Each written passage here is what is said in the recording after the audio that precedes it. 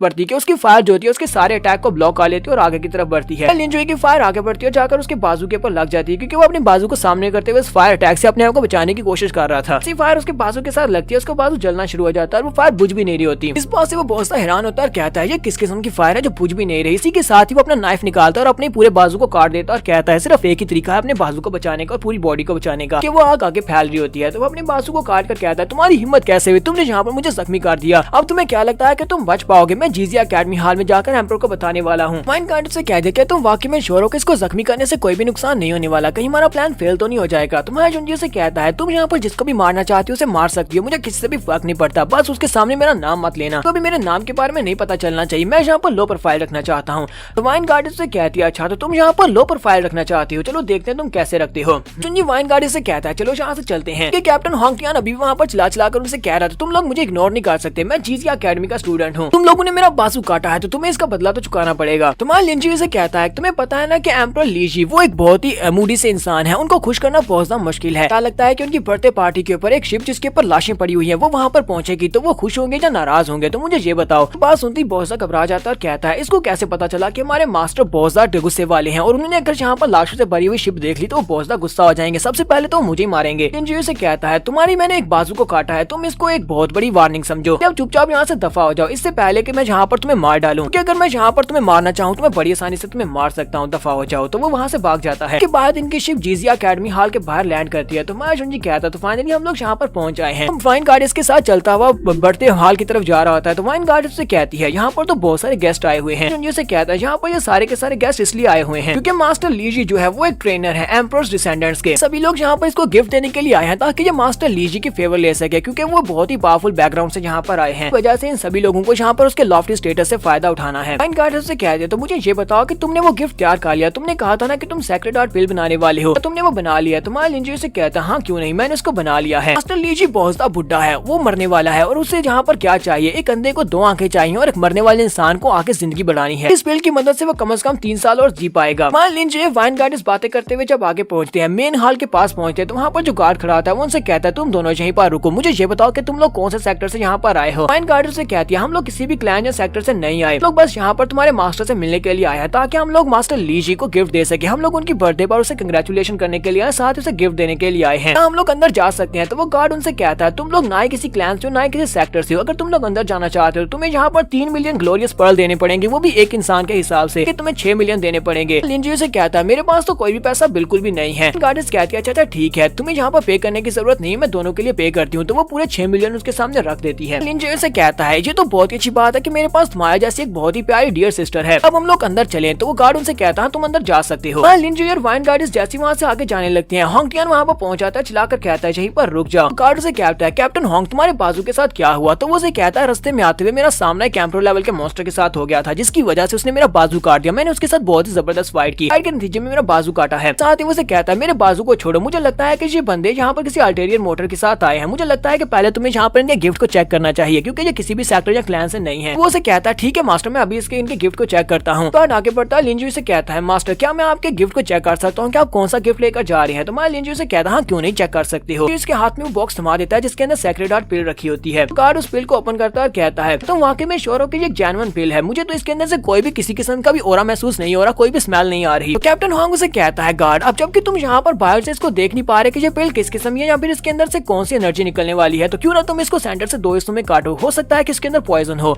तो वो गार्ड उसे कहता है लेकिन अगर हमने इस पिल को काट दिया तो इसकी पावर्स कम से कम 50% के हिसाब से कम हो जाएगी, तो ये बिल्कुल फायदेमंद नहीं रहेगी, वाकई में हमें ऐसा करना चाहिए। साथ ही वो सोच रहा होता है ये यहाँ पर जानबूझकर इनके लिए मुश्किल क्रिएट कर रहा है, इसका इनके साथ क्या झगड़ा है जो यहाँ पर मुझसे पिल भी कटवाना चाहता है। तो कैप्टन होंग उसे कहता है जैसा मैं तुम्हें कह रहा हूँ बिल्कुल वैसा ही करो, तुम इस पिल को काट कर देखो। साथ ही वो अपने पास से रिंग निकालता है और उसे कहता है इस रिंग के अंदर जितने भी ग्लोरियस पर्ल्स हैं वो सारे के सारे तुम्हारे हो जाएंगे अगर तुम वैसे ही करते हो जैसा मैं तुम्हें करने का कहता हूँ। वो गार्ड माय लिंजी से कहता है मुझे लगता है कि तुम्हारी ये पिल फेक है, इसी वजह से मुझे इसे कट करके देखना पड़ेगा, इसे कट करके देखना चाहता हूँ कहीं इसके अंदर पॉइजन तो नहीं है, तुम्हें इस बात से कोई मसला तो नहीं है। तुम्हारे लिंजी से कहता है तुम्हें पता है ना कि इसको कट करने से इसकी पावर कम हो जाएगी। मैं यहाँ पर तुम्हें पहले वार्निंग देना चाहता हूँ क्योंकि बाद में तुम्हें इसका बहुत ज्यादा पछतावा होने वाला है। तो वो गार्ड आके हंसना शुरू कर देता है। हमारे लिंजी से कहता है क्या तुम्हें वाकई में लगता है कि मैं यहाँ पर तुम्हारी धमकी से डर जाऊंगा? तुम्हें लगता है कि मैं इस पिल को काट नहीं सकता? पिल को नीचे रखता है और अपने बाले को बड़ी स्पीड के साथ घुमाते हुए पिल के ऊपर दे मारता है। जैसे वो अपने बाले को पिल के ऊपर मारता है तो पिल सेंटर से 2 हिस्सों में कट जाती है। जैसे वो पिल कटती है तो उसके अंदर से बहुत ही पावरफुल ऑरा निकलता है। बस जितने भी लोग होते हैं वो कहते हैं इसकी फ्रेग्रेंस तो बहुत ज्यादा इंटेंस है। फ्रेग्रेंस को देखकर तो लगता है कि ये पिल बहुत ही पावरफुल पिल है, लगता है जो परफॉर्म टीयर की पिल है। बहुत ही पावरफुल मास्टर ने इस पिल को बनाया होगा क्योंकि एक हाई लेवल का एल्केमिस्ट इतनी पावरफुल पिल बना सकता है जिसकी प्योरिटी इतनी ज्यादा हो। लिंजी टूटी हुई पिल को ही उठा लेता है जो कि सेंटर से कटी हुई है, उस पिल को उठाता कहता है चलो अंदर चलें। वाइन गार्ड इसको अपने साथ लेकर अंदर चला जाता है। जबकि अब गार्ड बहुत ज्यादा घबराया हुआ था। वो कैप्टन होंग से कहता है कैप्टन होंग मुझे बताओ कोई मसला तो नहीं होगा? तो कैप्टन होंग उसे कहता है उम्मीद करो कोई मसला ना हो। वो भी वहाँ पर अंदर चला आता है। तो अंदर आने के बाद वाइन गार्ड से कहती है तुम्हारी शक्ल को देखकर तो बिल्कुल भी ऐसा नहीं लगता कि तुम्हें इस बात से डिसअपॉइंटमेंट नहीं हुई, तो उसने तुम्हारे पिल को सेंटर से काट दिया, हम तो ये गिफ्ट देने वाले थे। हमारे लिंजी से कहता है मैं यहाँ पर डिसअपॉइंट क्यों नहीं होगा, इस पिल को सेंटर से काटने की वजह से कम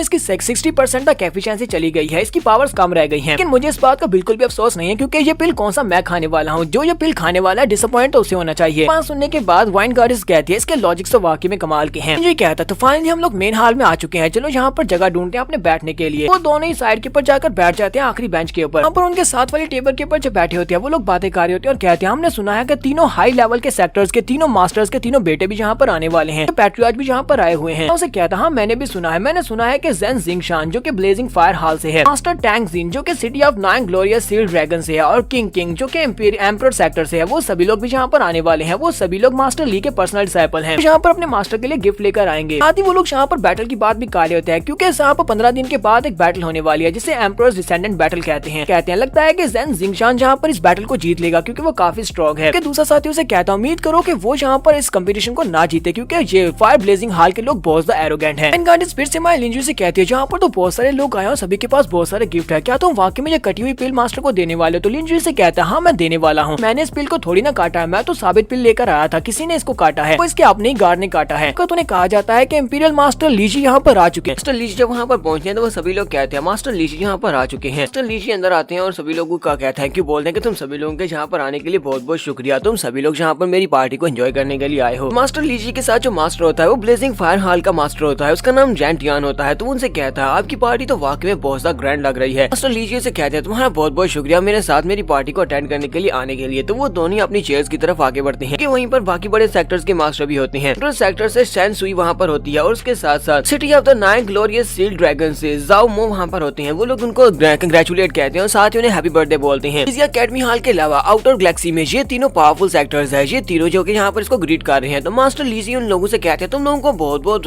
वेलकम यहाँ पर मेरी पार्टी में आने के लिए और तुम बहुत बहुत शुक्रिया जहाँ पर तुम आए हो। फिर साथ ही वो उनसे पूछते हैं मुझे ये बताओ कि मेरे तीनों डिसाइपल्स कहाँ पर है, जिंगशान, टैंग जीन और साथ किंग, वो तीनों मुझे यहाँ पर दिखाई नहीं दे रहे। मास्टर जैंटियन अपने बेटे जिंगशान के बारे में बताते हैं, वो कहते हैं वो आपके लिए गिफ्ट प्रिपेयर करने के लिए गया है और बहुत ही जल्दी वो गिफ्ट लेकर यहाँ पर आ जाएगा। मास्टर जाओ मुझसे अपने बेटे के बारे में बताते हैं, वो कहते हैं आपको तो पता है कि 15 दिन के बाद यहाँ पर कंपटीशन स्टार्ट होने वाला है, डिसेंडेंट्स बैटल होने वाली है। इधर से वो आइसोलेशन में बैठकर कल्टीवेट कर रहा है, इसी वजह से वो नहीं आ पाया। मास्टर शैन सुई भी उन लोगों से कहती है मेरी बेटी किंग वो भी यहाँ पर नहीं आ सकती क्योंकि वो भी कल्टीवेट कर रही है। मास्टर लीजी को अपने जिंगशान स्टूडेंट के ऊपर काफी ज्यादा प्राउड है क्योंकि वो काफी ज्यादा स्ट्रॉन्ग है, बाकी सभी से ज्यादा स्ट्रॉन्ग है। वो कहते हैं उसने ब्रेक थ्रू कंप्लीट कर लिया, वो ट्रांसेंडेंट राम में पहुंच चुका है, बहुत ही जल्दी प्रोग्राम में ब्रेक थ्रू कंप्लीट करेगा। जैसे मुझे लगता है कि उसे सांस लेने के लिए थोड़ा सा टाइम चाहिए होगा। तो उसके साथ जो बंदा होता है वो उनसे कहता है हाल मास्टर क्या हम लोग यहाँ पर बैंक्वेट पार्टी को स्टार्ट करें? तो लीजी उनसे कहते हैं हाँ क्यों नहीं, चलो स्टार्ट करो। यहाँ पर पार्टी स्टार्ट होती है, उसी वक्त वो लोग उनके गिफ्ट देना स्टार्ट कर देते हैं और कहते हैं मास्टर मैं आपके लिए बर्थडे के लिए गिफ्ट लेकर आया हूँ। इंजीनियर वाइन गार्डर्स भी साइड के ऊपर बैठे होते हैं। तो वाइन गार्डर्स कहती है क्या गिफ्ट देने का वक्त आ चुका है, क्या हम सभी लोग यहाँ पर गिफ्ट देने वाले हैं? तो मान लिंजी से कहता है हाँ सभी लोग अब इसको गिफ्ट देने वाले हैं, लेकिन गिफ्ट देने से पहले हमें यहाँ पर कोई शो तो पुट अप करना पड़ेगा। मास्टर लीजी अपनी चेयर के ऊपर बैठे होते हैं, वहाँ पर एक एल्डर होता है जो कि सभी लोगों के गिफ्ट को रिसीव कर रहा होता है। तो सबसे पहले जो बंदा आता है वो उसका गिफ्ट लेता है और कहता है सी ड्रैगन सेक्टर वालों ने यहाँ पर एक लेवल 9 के वेपन को प्रेजेंट किया है, को सोल शैटरिंग स्वर्ड कहते हैं। इन लोगों ने यहाँ पर लेवल 9 की स्वर्ड दी है। उसके बाद एक और गिफ्ट आता है, वो कहते हैं आफ्टर ग्लो वैली वालों ने यहाँ पर एक लेवल 9 के स्पिरिचुअल डिवाइस को प्रेजेंट किया है गिफ्ट के तौर पर। तो फैलन सेक्टर वालों ने यहाँ पर फैलन सेक्टर के लोगों ने डीप सिल्वर दी है जो कि हिडन सी से मिलती है। ये लोग काफी ज्यादा स्पेशल है और गिफ्ट भी काफी ज्यादा स्पेशल है क्योंकि ये सभी लोग सोच रहे होते हैं यहाँ पर जितने भी लोग ने जो भी गिफ्ट दिए वो बहुत ज्यादा स्पेशल है, हर एक का गिफ्ट बहुत ज्यादा महंगा और कीमती है, इतना महंगा कि बहुत ज्यादा रेयर हो। यहाँ पर जो गिफ्ट देने वाले पता नहीं वो इस लायक भी होगा कि मास्टर वो लेंगे या नहीं। तक मास्टर ने किसी एक गिफ्ट की तरफ देखा भी नहीं है, उन्होंने गिफ्ट की तरफ देखा भी नहीं, हालांकि ये सारे के सारे गिफ्ट बहुत ज्यादा रेयर है। साथी उनसे कहता है ये तो बहुत ज्यादा नॉर्मल बात है क्योंकि मास्टर लीजी इस पूरी की पूरी आउटर गैलेक्सी में सबसे पावरफुल इंसान है, तो वो यहाँ पर इन लोगों की गिफ्ट की तरफ क्यों देखेंगे, कोई उन्हें गिफ्ट की तरफ देखने पर मजबूर कर सकता है। तो सिवा का जिंगशान वहाँ पर पहुंच जाता है। जिंगशान वहाँ पर पोर्टल ओपन करते हैं, वहाँ पर पहुंचता और कहता है मास्टर आपको यहाँ पर बहुत ज्यादा बधाई हो, उम्मीद करता हूँ कि आप यहाँ पर 100 साल और जिंदगी गुजारे और मैं आपके लिए एक बहुत ही अच्छा गिफ्ट लेकर आया। उसके हाथ में एक छोटा सा बॉक्स होता है, उनसे कहता है मास्टर मैं थोड़ा सा लेट हो गया हूँ, मैं आपके लिए एक सूटेबल गिफ्ट को प्रिपेयर कर रहा था, ये गिफ्ट सिर्फ और सिर्फ आपके लिए है। वो उस बॉक्स को ओपन करता है तो उसके अंदर एक पिल रखी होती है, इस पिल के अंदर से काफी सारा ओरा भी निकल रहा होता है। सभी देखने वाले उसको महसूस करते हैं और कहते हैं, सभी लोग कहते हैं इस पिल के अंदर से जो प्योर ओरा निकल रहा है उसको महसूस करके यही लगता है कि ये परफॉर्म लेवल की पिल है। परफॉर्म लेवल की पिल इन सारे दूसरे गिफ्ट से जिनमें वेपन्स हैं, यहाँ पे दूसरे गिफ्ट हैं, उन सभी से ये 1000 गुना ज्यादा बेहतर है। भी लोग सोच रहे होते हैं कि इस पिल का मकसद क्या है, ये पिल क्या करती है। तो जिंगशान अपने मास्टर को पिल देते हुए कहता है मास्टर इस पिल को ब्लड की पिल कहा जाता है और ये परफॉर्म लेवल की पिल है, मैंने बहुत सारे दिन इस पिल को ढूंढने में लगा दिए, ये पिल बड़ी मुश्किल से मुझे मिली है, इसकी मदद से आपकी जिंदगी बढ़ जाएगी, आप कुछ अर्सा और जिंदा रह सकते हैं, उम्मीद करता हूँ कि आप 100 साल तक और जिंदा रहें। उसके मास्टर उस पिल ले लेते हैं और उसे कहते हैं ये तो बहुत ही अच्छी बात है, तुम्हारी इस पिल की मदद से मुझे लगता है कि मैं पूरे 1 और महीने तक जिंदा रह सकता हूँ क्योंकि ये पिल बहुत ज्यादा अच्छी है, तुम्हारा बहुत बहुत शुक्रिया मेरे प्यारे डिसाइपल। बाकी लोग भी काफी खुश हो जाते हैं और कहते हैं जहाँ पर मास्टर ने पहली बार किसी गिफ्ट को पसंद किया है, आज से पहले मास्टर को इतना ज्यादा खुश कभी नहीं देखा, है कि मास्टर को यही चीज चाहिए थी, हमें भी इस तरह की कोई पिल लेकर आनी चाहिए थी, लेकिन हम लोग तो यहाँ पर वेपन्स लेकर आए हैं। क्योंकि कैप्टन हॉन्ग भी यहाँ पर बैठा होता है, कैप्टन हॉन्ग वहाँ पर बैठा सोच रहा होता है इसकी पिल के अंदर से जो एनर्जी निकल रही है वो एनर्जी लिनजुई की पिल के जैसी है। उस पिल को काटा था तो उसके अंदर से भी इतनी ही एनर्जी निकली थी, लेकिन वो बहुत ज्यादा प्योर थी। उस लड़के की पिल को काटते हुए उस लड़के ने कहा था कि तुम्हें इस बात के लिए पछताना पड़ेगा, कहीं वाकई में ऐसा तो नहीं है कि हमें इस बात के लिए पछताना पड़ जाए, क्योंकि मास्टर ने अगर उसकी पिल को देख लिया और उसने पूछ लिया कि किसने इस पिल को काटा था और इस लड़के ने मेरा और उस गार्ड का नाम ले दिया तो हम दोनों ही मरेंगे। फाइन गार्डस भी उस पिल की एनर्जी को महसूस करने के बाद हमारी लिनजुई से कहती है क्या तुम्हें इसकी स्मेल महसूस हो रही है, तुम्हारी पिल के जैसी है। तुम्हारी लिनजुई से कहता है लेकिन ये बहुत ज्यादा कमजोर है, ये भी सेक्रेड हार्ट पिल है लेकिन उसकी बहुत ही वीक वर्जन है, जबकि मेरे पास बहुत ही प्योर वर्जन है। लिंजी अपने गिफ्ट को ऊपर उठाता है और उसे कहता है मेरे पास भी एक पिल है जो कि मैं मास्टर को देना चाहता हूँ, इंपीरियल मास्टर। ये पिल मैं आपके लिए गिफ्ट के तौर पर लेकर आया हूँ। तो बाकी के सभी लोग कहते हैं आखिर जब बंदा है कौन जो दूर से चिल्लाकर जो बात कह रहा है, इसकी हिम्मत कैसे हुई यहाँ पर डायरेक्टली मास्टर से कहने की कि वो मास्टर के लिए गिफ्ट लेकर आया है। जिंगशान ने अभी मास्टर को एक पिल गिफ्ट में दिया और उसके बाद ये भी एक पिल लेकर मास्टर के सामने आ गया है। फाइन गार्ड स्माइल लिंजी से कहती है तुमने तो कहा था कि तुम्हें लो प्रोफाइल रखनी है, फिर तुम यहाँ पर सभी के सामने क्यों उठकर चिल्ला रहे हो। तो मां लिंजी से कहता है ये मेरी सबसे लो प्रोफाइल ही है, क्योंकि अगर मैं यहाँ पर कोई शो क्रिएट करना चाहता तो यहाँ पर वाकई में तुम्हें शो दिखाई देता। मां लिंजी अपने बॉक्स को लेकर सीधा उस एल्डर के पास जाता है, तो वो एल्डर उसे कहता है तुम अपने इस बॉक्स को उठाकर बाकी के गिफ्ट्स के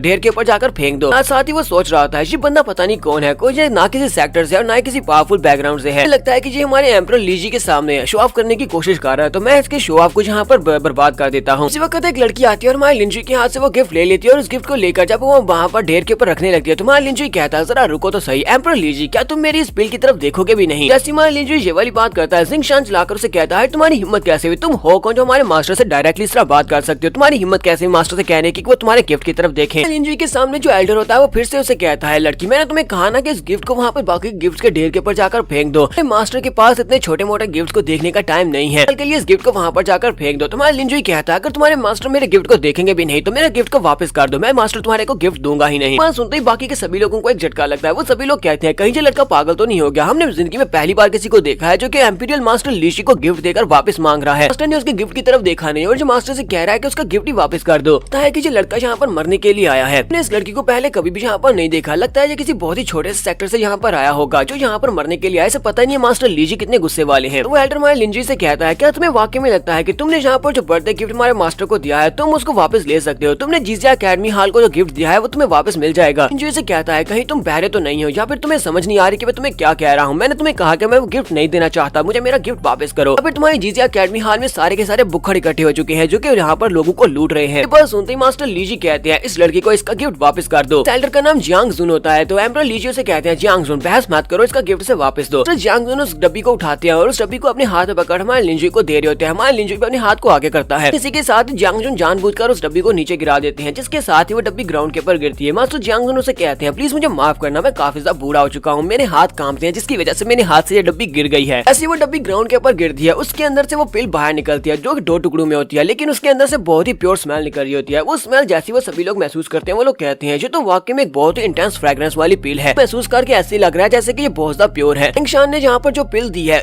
उस पिल के मुकाबले में इसकी एनर्जी बहुत ज्यादा प्योर है, लगता है ये भी एक परफॉर्म टीयर की ब्लड की पिल है। एम्परर लीजी उस पिल को देखते पहचान लेते हैं और कहते हैं ये तो सेक्रेड हार्ट पिल है, लेकिन ये कैसे पॉसिबल है। वो लिंजी से कहते हैं लड़के क्या तुम यहाँ पर मुझे सेक्रेड हार्ट पिल देने वाले थे। लिंजी वहाँ पर नाटक करते हुए कहता है हाँ मैं तुम्हें सेक्रेड हार्ट पिल ही देने वाला था, लेकिन अफसोस अब तो ये टूट चुकी है, अब ये किसी भी काम की नहीं रही, तो ग्राउंड के ऊपर गिर गई है। जिंगशान जल्दी से मास्टर के सामने झुक जाता है और कहता है मास्टर प्लीज मुझे माफ कर दे, मेरे हाथ से डब्बी गिरी है लेकिन मैंने इसको नहीं तोड़ा, ये तो पहले से शायद टूटी हुई थी। एम्परर लीजी जल्दी से अपनी पावर्स को यूज करते हुए दोनों पिल्स के टुकड़ों को उठाकर अपने पास ले आते हैं और पिल को अपने हाथ में रखते हैं और कहते हैं किस बेवकूफ के ये काम है जिसने इस पिल को तोड़ा है, इसकी एफिशिएंसी कम रह गई है। तो उसी वक्त जियांग जुन भागता हुआ लिंजी की टांग के साथ लिपट जाता है और उसे कहता है प्लीज मुझे माफ कर दो यंग मास्टर प्लीज मास्टर को बताओ कि ये मेरी गलती नहीं है, ये पिल पहले से ही टूटी हुई थी, मैंने इस पिल को नहीं तोड़ा। मान लिंजी से कहता है यहाँ पर एक्सप्लेन करने को है क्या, सभी लोगों ने अपनी आंखों से देखा है, तुमने इस बॉक्स को अपने हाथ से गिराया था, सभी लोगों की आंखों के सामने जो पिल 2 टुकड़े हुई है, तो वो सभी लोग हंसना शुरू कर देते हैं और कहते हैं जियांग जुन के साथ तो काफी ज्यादा अच्छा हुआ है, हम सभी लोग इसको गिफ्ट दे रहे थे, ये हमारे गिफ्ट को उठा कर वहाँ पर कचरे के ढेर में फेंक रहा था जैसे कि वो कचरा हो। हमेशा बहुत ज्यादा एरोगेंट रहता है क्योंकि मास्टर लीजी के जो काफी ज्यादा करीब होता है, इसी वजह से इसने हमारे साथ बहुत ही बुरी तरह से बिहेव किया है। तो आज यहाँ पर इसको इसका मैच मिल गया है, जो बहुत ही अच्छी बात है, इसके साथ जो भी हो रहा है वो अच्छा हो रहा है। लड़के ने यहाँ पर मास्टर लीजी को सेक्रेड हार्ट पिल दिया, सेक्रेड हार्ट पिल को बनाना बहुत ज्यादा मुश्किल है और जो कहीं से मिलती भी नहीं है। इस बंदे ने सेक्रेड हार्ट पिल मास्टर को गिफ्ट में दिया, लगता है कि वो काफी ज्यादा पावरफुल और कोई भी इसको ऑफेंड नहीं करना चाहेगा। मास्टर जियांग जुन चिल्लाकर मैं लिंजी से कहते हैं हाँ ये बात ठीक है कि मैंने उस बॉक्स को जानबूझकर वहाँ पर गिराया था क्योंकि मैं तुम्हें नीचे दिखाना चाहता था, लेकिन मैंने बॉक्स को गिराया, बॉक्स से गिरने की वजह से वो पिल टूट कैसे गई। मां लिंजी अपने हाथ को घुमाते हुए उसका थप्पड़ मारता है जिससे वहीं पर नीचे गिर जाता है। मां लिंजी से कहता है यहाँ पर तुम्हें सजा मैंने नहीं देनी बल्कि किसी और ने तुम्हें सजा देनी है, तो मेरे साथ तो बहस ना ही करो। वो उसको थप्पड़ मारता है। उसी वक्त साइड के ऊपर खड़ा जिंगशान उसे कहता है तुम्हें किसने कह दिया कि तुम हमारे हाल में मास्टर के सामने खड़े होकर वायलेंस को यूज कर सकते हो, यानी किसी को मार सकते हो। पावर्स को रिलीज करते हुए मां लिंजी के ऊपर अटैक करता है। जैसे वो लिंजी के ऊपर अटैक करता है मास्टर लिंजी चिल्लाकर उसे कहते हैं रुक जाओ, तुम इसके ऊपर अटैक नहीं कर सकते। तो वो वहीं पर अपनी पावर्स को रोक देता और कहता है ठीक है मास्टर। लिंजी से कहता है तुम बहुत ज्यादा लकी हो जो इस बार तुम बच गए हो। उसने अपनी एनर्जी के साथ जो पीक्स बनाई होती है वो मैं लिंजी के मुंह के करीब आकर रुकती है। जैसे जिंगशान अपनी पावर्स को पीछे की तरफ रिट्रैक्ट करने लगता है, जैसे वो पीछे की तरफ करने लगता है। हमारा लिंजुई जानबूझकर पीछे की तरफ बैक फ्लिप करता है और उड़कर नीचे ग्राउंड के ऊपर गिर जाता है। शान भी इस बात से काफी ज्यादा हैरान होता है और कहता है ये कमीना कर क्या रहा है, मैंने तो इसके ऊपर अटैक किया ही नहीं, मैं तो अपनी पावर्स को वापस ले रहा था, ये जानबूझकर पीछे क्यों गिर गया। बाकी के सभी लोग भी यहाँ पर लिंजुई का साथ दे रहे होते हैं और कहते हैं कि जीजिया अकेडमी हाल के लोग इसी तरह के हैं, जहाँ पर वो अपने गेस्ट के साथ इस तरह बर्ताव करेंगे। जो कि उन्हें सेक्रेड हार्ट पिल गिफ्ट में देने वाला है, उनका स्टूडेंट उसके ऊपर अटैक कर रहा है क्योंकि उसका गिफ्ट उससे ज्यादा अच्छा है, इसी वजह से उसने लड़के पर अटैक करके उसे ग्राउंड के ऊपर गिरा दिया। ब्लेजिंग हाल के लोग हमेशा से बहुत ज्यादा एरोगेंट थे, हम नहीं चाहते कि ये लड़का यहाँ पर रहे। और लीजी पर्सनली उठकर हमारे लिंजुई के पास आते हैं और उसे कहते हैं प्लीज यहाँ पर मुझे माफ करना मेरे स्टूडेंट की रूडनेस के लिए, उसने यहाँ पर तुम्हारे साथ जो भी बर्ताव किया उस सब के लिए, उसने तुम्हारे पर अटैक किया, इस वजह से मैं उसको सजा जरूर दूंगा, लेकिन फिलहाल के मेरे दोस्त उठकर खड़े हो जाओ, मुझे तुम्हारे साथ बात करनी है। हमारा लिंजुई अभी भी वहाँ पर अपनी नौटंकी को जारी रखे होता है, वो वहाँ पर बड़ी आराम से लेटा होता है जैसे कि उसे बहुत ही बुरी तरह से मार पड़ी हो। तो लिंजुई उठकर बैठ जाता है और मास्टर लीजी से कहता है मास्टर आपकी बातों से मुझे काफी ज्यादा हौसला मिला है, लेकिन क्या करूँ, उसने मेरे पर बहुत ही बुरी तरह से अटैक किया है। वो अटैक इतना ज्यादा बुरा था कि जिसकी वजह से मेरे काफी ज्यादा इंटरनल इंजरीज हो गई हैं, इधर से काफी बुरी तरह से जख्मी हुआ हूँ, इसी वजह से मुझे लगता है कि मुझे काफी सारा टाइम लगेगा इन इंजरीज को हील करने के लिए। हमारा डिसाइपल तो बहुत ज्यादा बुरा निकला, जबकि जिंगशान वहाँ पर सोच रहा होता है ये कमीना कर क्या रहा है, मैंने तो इसके ऊपर अटैक किया ही नहीं था और ये कह रहा है कि इसमें इंटरनली इंजरीज हो गई है, सिर्फ और सिर्फ यहाँ पर बकवास किया जा रहा है, मैंने तो इसके ऊपर अटैक नहीं किया। तो एम्परर लीजी वहाँ पर जितने लोग होते हैं उन सभी लोगों से कहते हैं प्लीज तुम सभी लोग यहीं पर बैठो और पार्टी को एंजॉय करो, मुझे थोड़ी देर के लिए इस लड़के के वुंड्स को देखने के लिए जाना पड़ेगा। वो लिंजी से कहता है लिंजुई मेरे साथ आओ, मैं आकर तुम्हारे जख्मों को पर्सनली टेंड करता हूँ, मैं तुम्हें हील करने में तुम्हारी मदद करूंगा। लिंजुई से कहता है पिलन मास्टर आपका बहुत बहुत शुक्रिया। तुम्हारा लिंजुई उसके साथ अंदर की तरफ चल पड़ता है। वाइन गार्ड से कहता है क्या तुम ठीक हो? लिंजुई से कहता है हाँ बिल्कुल ठीक हूँ, पिलन मास्टर मेरे साथ है, मुझे क्या हो सकता है, बताओ कि तुम यहीं पर रुको और मेरे आने तक मेरा इंतजार करना और अपना ध्यान रखना। वाइन गार्ड उसकी बातें सुनने के बाद शर्मा रही होती है और सोच रही होती है इसने यहाँ पर मुझे ये कहा कि मैं यहाँ पर रुकूं और अपना ध्यान रखूं, इस तरह से कोई हस्बैंड अपनी वाइफ से कहकर जाता है कि अपना ध्यान रखना। एक सीन हमें रूम के अंदर का दिखाया जाता है जहाँ पर एम्परर लीजी हमारे लिंजुई के सामने बैठे हुए, हमारे लिंजुई के सामने बैठा होता है। एम्परर लीजी से कहते हैं आप मुझे ये बताओ कि तुम जियांग जुन और उसके साथ साथ शानून दोनों को किस तरह से पनिश करवाना चाहते हो, तुम क्या चाहते हो कि मैं उनको कौन सी सजा दूं? लिंजुई से कहता है मैं यहाँ पर इस तरह की छोटी मोटी बातों पर बहस करने के लिए नहीं आया, जिस तरह तुम उनको सजा देने चाहो तुम उनको सजा दे सकते हो। यहाँ पर सीधा पॉइंट के ऊपर आता है। तुम्हारा लिंजुई से कहता है मैं यहाँ पर इस बात के लिए आया हूँ कि मैं चाहता हूँ कि मैं एक नया सेक्टर बनाने वाला हूँ और उस सेक्टर को तुम्हारी रिकॉग्निशन मिले, मुझे यहाँ पर तुम्हारी परमिशन की जरूरत है, अगर तुम मुझे परमिशन देते हो तो मैं सेक्टर स्टार्ट करूंगा। एम्परर लिंजुई से कहते हैं तो तुम यहाँ पर एक नया सेक्टर स्टार्ट करना चाहते हो? लिंजुई से कहता है हाँ मैं यहाँ पर एक नया सेक्टर स्टार्ट करने वाला हूँ। एम्परर लिंजुई से कहते हैं मास्टर लिंजुई से कहते हैं तुम्हें पता है ना कि ब्लेजिंग फायर हाल जो कि यहाँ के हाई क्लास के सेक्टर है वो भी सेक्रेड हार्ट पिल को ढूंढ नहीं सके और तुम यहाँ पर सेक्रेड हार्ट पिल को ढूंढ कर लाए हो, लगता है तुम किसी और जगह से आए हो। लिंजुई से कहता हाँ मैं किसी और जगह से आया हूँ, लेकिन फिलहाल के लिए तुम मेरी आइडेंटिटी को गस मत करो कि मैं कौन सी जगह से यहाँ पर आया हूँ और मैं कौन हूँ। फिलहाल के लिए इतना ही काफी है, मैं तुम्हें सेक्रेड हार्ट पिल दे सकता हूँ और इसके बदले में तुम्हें यहाँ पर मुझे परमिशन देना होगी सेक्टर क्रिएट करने के लिए। एम्परर लीजी भी यहाँ पर डायरेक्टली बात करते हैं, वो उसे कहते हैं चलो मैं भी तुमसे डायरेक्ट बात करता हूँ, अगर तुम मेरे पास कटी हुई पिल लेकर नहीं आते तो फिर मैं यहाँ पर तुम्हारी इस रिक्वेस्ट को मान सकता था, यहाँ पर तुम्हारे सेक्टर के लिए तुम्हें अप्रूवल दे सकता था। लिंजुई से कहता हाँ ये बात तो ठीक है कि उस पिल के कटने की वजह से इसकी एफिशिएंसी 40% तक रिड्यूस हो गई है। एम्परर लिंजुई से कहते हैं लगता है कि तुम्हें अच्छी तरह से पता है कि उस सेक्रेड हार्ट पिल की एफिशिएंसी कम रह चुकी है, फिर तुमने इस पिल को सेंटर से 2 हिस्सों में क्यों काटा? क्योंकि मैं इस बात को अच्छी तरह से पहचान सकता हूँ कि ऊपर से गिरकर एक पिल 2 टुकड़े हो जाए, ऐसा तो हो नहीं सकता क्योंकि ये बहुत ही पावरफुल पिल थी। इसको जानबूझकर नाइफ के साथ सेंटर से 2 हिस्सों में काटा है, क्या तुमने इसको काटा है? लिंजुई से कहता अच्छा ठीक है मैं तुम्हें सारी स्टोरी बताता हूँ। तुम्हारा लिंजुई से सारी स्टोरी बताता है कि तुम्हारे गार्ड ने दरवाजे के ऊपर इसको काट दिया था। लिंजुई से कहता है लेकिन तुम्हें परेशान होने की जरूरत नहीं है, ये तो सिर्फ और सिर्फ एक सिंगल सेक्रेड हार्ट पिल है, अगर तुम मेरी इस रिक्वेस्ट के लिए एग्री करते हो यानी कि अगर तुम मुझे परमिशन दे देते हो तो मैं तुम्हें इस तरह की 10 पिल्स देने को तैयार हूँ, सब कुछ पेमेंट के तौर पर होगा, हम दोनों के आपस में एक एग्रीमेंट होने वाला है। तो वो कहते हैं क्या वाकई में तुम्हारे पास और ज्यादा पिल है? फिर साथ ही वो कहता है इसी वजह से तुम वहाँ पर कटी हुई पिल मेरे पास लेकर आ गए क्योंकि तुम्हें अच्छी तरह से पता है कि तुम्हारे पास और भी पिल्स है, इसी वजह से तुम वहाँ पर काफी ज्यादा शांत थे क्योंकि इतनी हास पिल को हिस्से में 2 हिस्सों में कटा जाए तो कोई भी नहीं चाहेगा। लिंजुई से कहता है मास्टर तुम वाकई में बहुत ज्यादा समझदार इंसान हो, मैंने इस पिल को जानबूझकर कटने दिया क्योंकि अगर मैं चाहता तो मैं उस पिल को कटने से रोक सकता था। तुमने कटी हुई पिल को देखा तब इसकी वैल्यू तुम्हारे पास बहुत ज्यादा बढ़ गई और अब यहाँ पर तुम इसको लेना चाहोगे कि तुम्हें ये बाकी की पिल्स भी चाहिए। मुझे ये बताओ क्या तुम वाकई में इस बात के ऊपर भरोसा करते हो कि मैं तुम्हें 10 और पिल्स दे सकता हूँ? मास्टर लिंजुई से कहते हैं ठीक है मैं तुम्हारी बात के ऊपर भरोसा करता हूँ, मैं तुम्हें परमिशन देता हूँ कि तुम अपना सेक्टर क्रिएट कर सकती हो, इसलिए तुम्हें मुझे 10 सेक्रेड हार्ट पिल्स देनी पड़ेगी। तुम्हारे लिंजुई से कहता है तो फिर ठीक है मेरा काम हो गया, अब मैं यहाँ से जा रहा हूँ। मास्टर लिंजुई से कहते हैं मैं यहाँ पर तुम्हें इस बात की गारंटी देता हूँ कि जीजिया अकेडमी हाल से कोई भी तुम्हें नुकसान नहीं पहुंचा सकेगा, कोई भी तुम्हारे पर अटैक नहीं करेगा, बाकी के सभी के बारे में कुछ भी नहीं कह सकता, स्पेशली ब्लेजिंग हाल सेक्टर के बारे में मुझे नहीं पता कि वो लोग तुम्हारे साथ क्या करेंगे। लिंजुई से कहता है तुम्हें बिल्कुल परेशान होने की जरूरत नहीं है, मुझे पता है कि मुझे बाकी सभी लोगों के साथ क्या करना है। लिंजुई रूम से बाहर आता है, बाहर आने के बाद वाइन गार्ड से कहता है चलो यहाँ से चलते हैं, मेरा काम हो चुका है, हमें एक मास्टर की परमिशन मिल चुकी है, हमें सिर्फ और सिर्फ एक दूसरे हाई लेवल के सेक्टर के मास्टर की परमिशन की जरूरत है। वाइन गार्ड से कहती है तो अच्छी बात है। जैसे ये लोग जाने लगते हैं जिंगशान से कहता है जरा रुको,